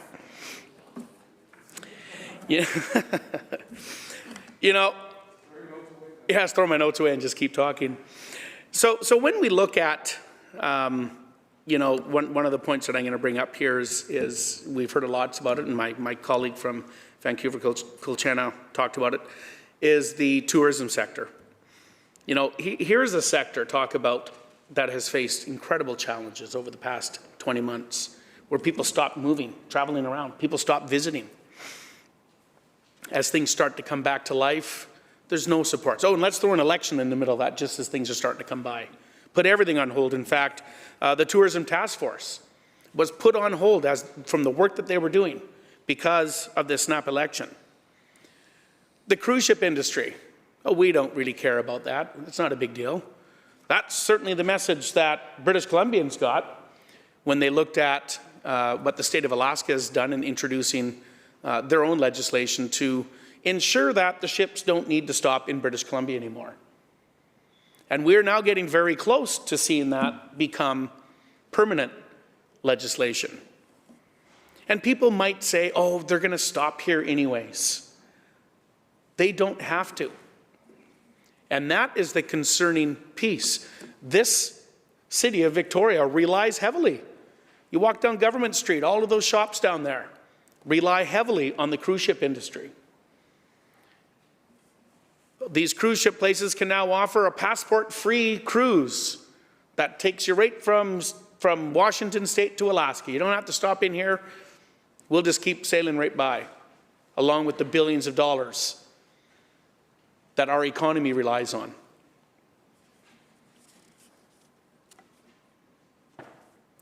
Again, vision, these pieces of vision, there's no comfort in this government that people are getting or seeing or feeling. You know, we just look at the jobs. You know, some talk about job creation. Well, where are those jobs being created? Is it in private sector? Is it private sector jobs? Well, no, it isn't, Mr. Speaker.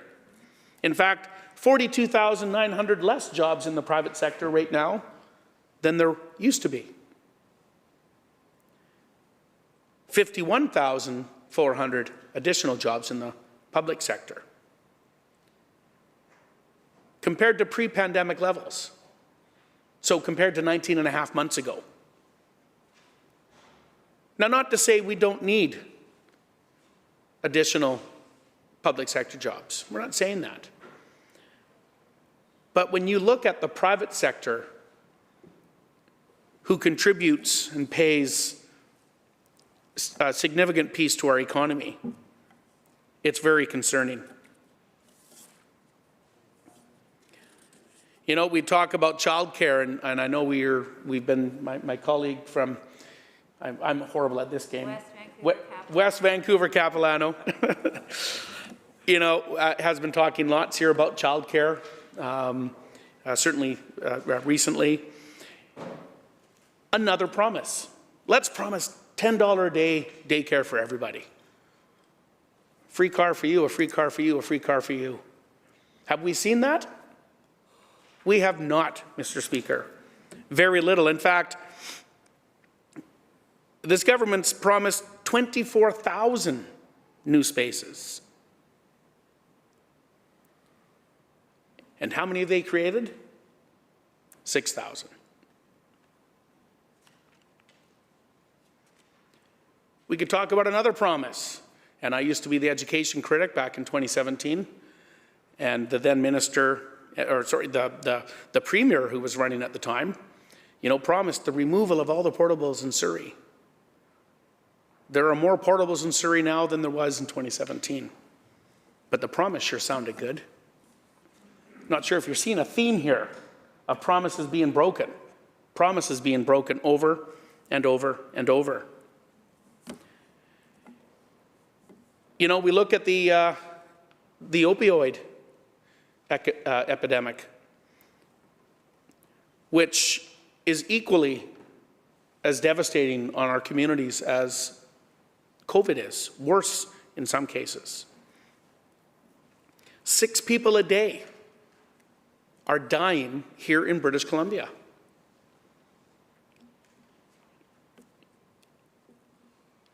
We're well on the way to smashing last year's record, and it's not a record I think that we want to be trying to beat in regards to COVID, or in regards to overdose deaths.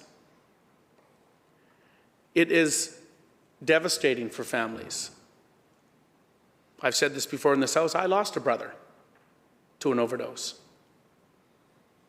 I have another family member that is in active addiction right now, struggling to find the supports that she needs. A system that is failing her right now, today. We need to do better. We hear this over and over again. We hear words, but we don't see action. You know, I was actually happy when I heard that there was a ministry being created. But a ministry of what? Ministry of Mental Health and Addictions. Does what?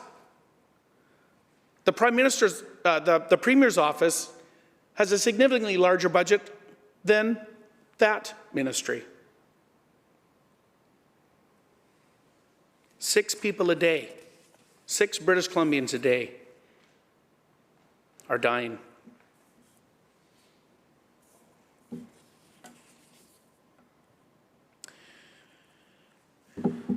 People want a positive vision. They want a roadmap. They want to know that it will be better tomorrow. They want to know it'll be better in a month from now. They want to know it'll be better for their children, for their grandchildren. We are not seeing that from this government.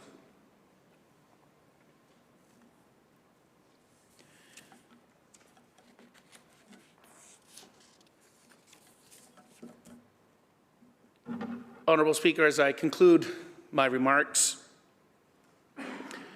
It is unfortunate, but it is very clear that this government has no vision, has no direction, is rudderless on so many aspects. A government that's addicted to taxation. No idea how to deliver a positive vision for every British Columbian. It's not just winners and losers. Every British Columbian needs to have opportunity to make life better, to help families and individuals get ahead, to make sure that we as a province are ready, we're prepared to move forward beyond this pandemic, move forward together, and provide opportunity for every single one, or for every single British Columbian. Thank you, Mr. Speaker.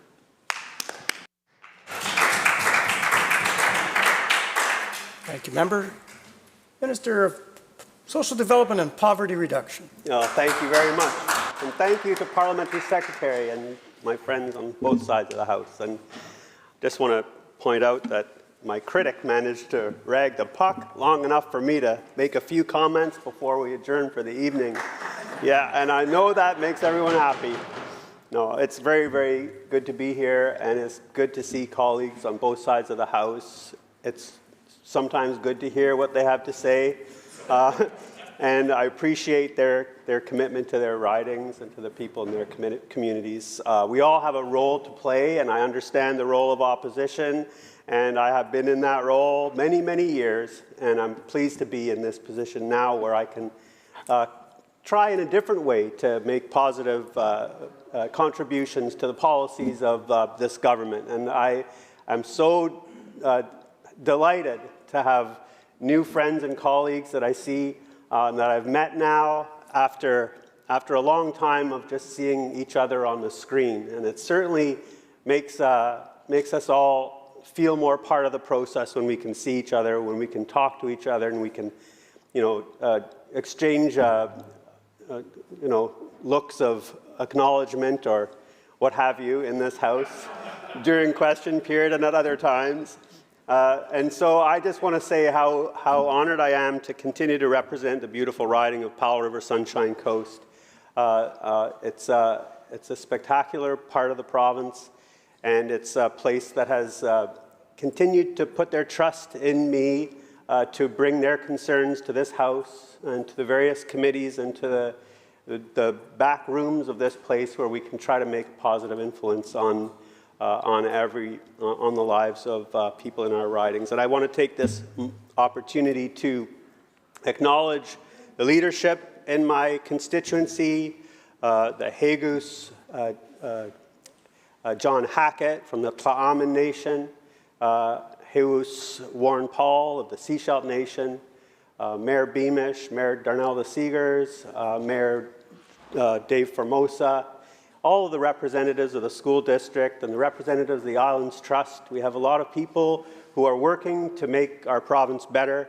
It's not only up to us, we have an important role to play, but we really rely on the cooperation and the good nature of those who we work with. And so I just want to thank all elected officials and representatives who are doing their part in difficult circumstances to help British Columbia become stronger, more resilient every day. I note the time, Mr. Speaker, and I note your approving nod that I recognize that it's time to call for an adjournment of the debate, and I'd like to maybe have an opportunity to speak some more, get into some substance a little bit later, and with that, I move adjournment of debate. Thank you, Member. Minister, you have heard the motion, members. All in favor, please indicate aye. Aye. Opposed? Motion carried. This House stands adjourned on... Oh, Government House Leader has to move the motion to adjourn the House. Government House Leader. I move that we do adjourn. Now the motion. You have to decide. All in favor indicate aye. Aye. Opposed? Motion carried. Now we stand adjourned until 1:30 p.m. tomorrow. We got it.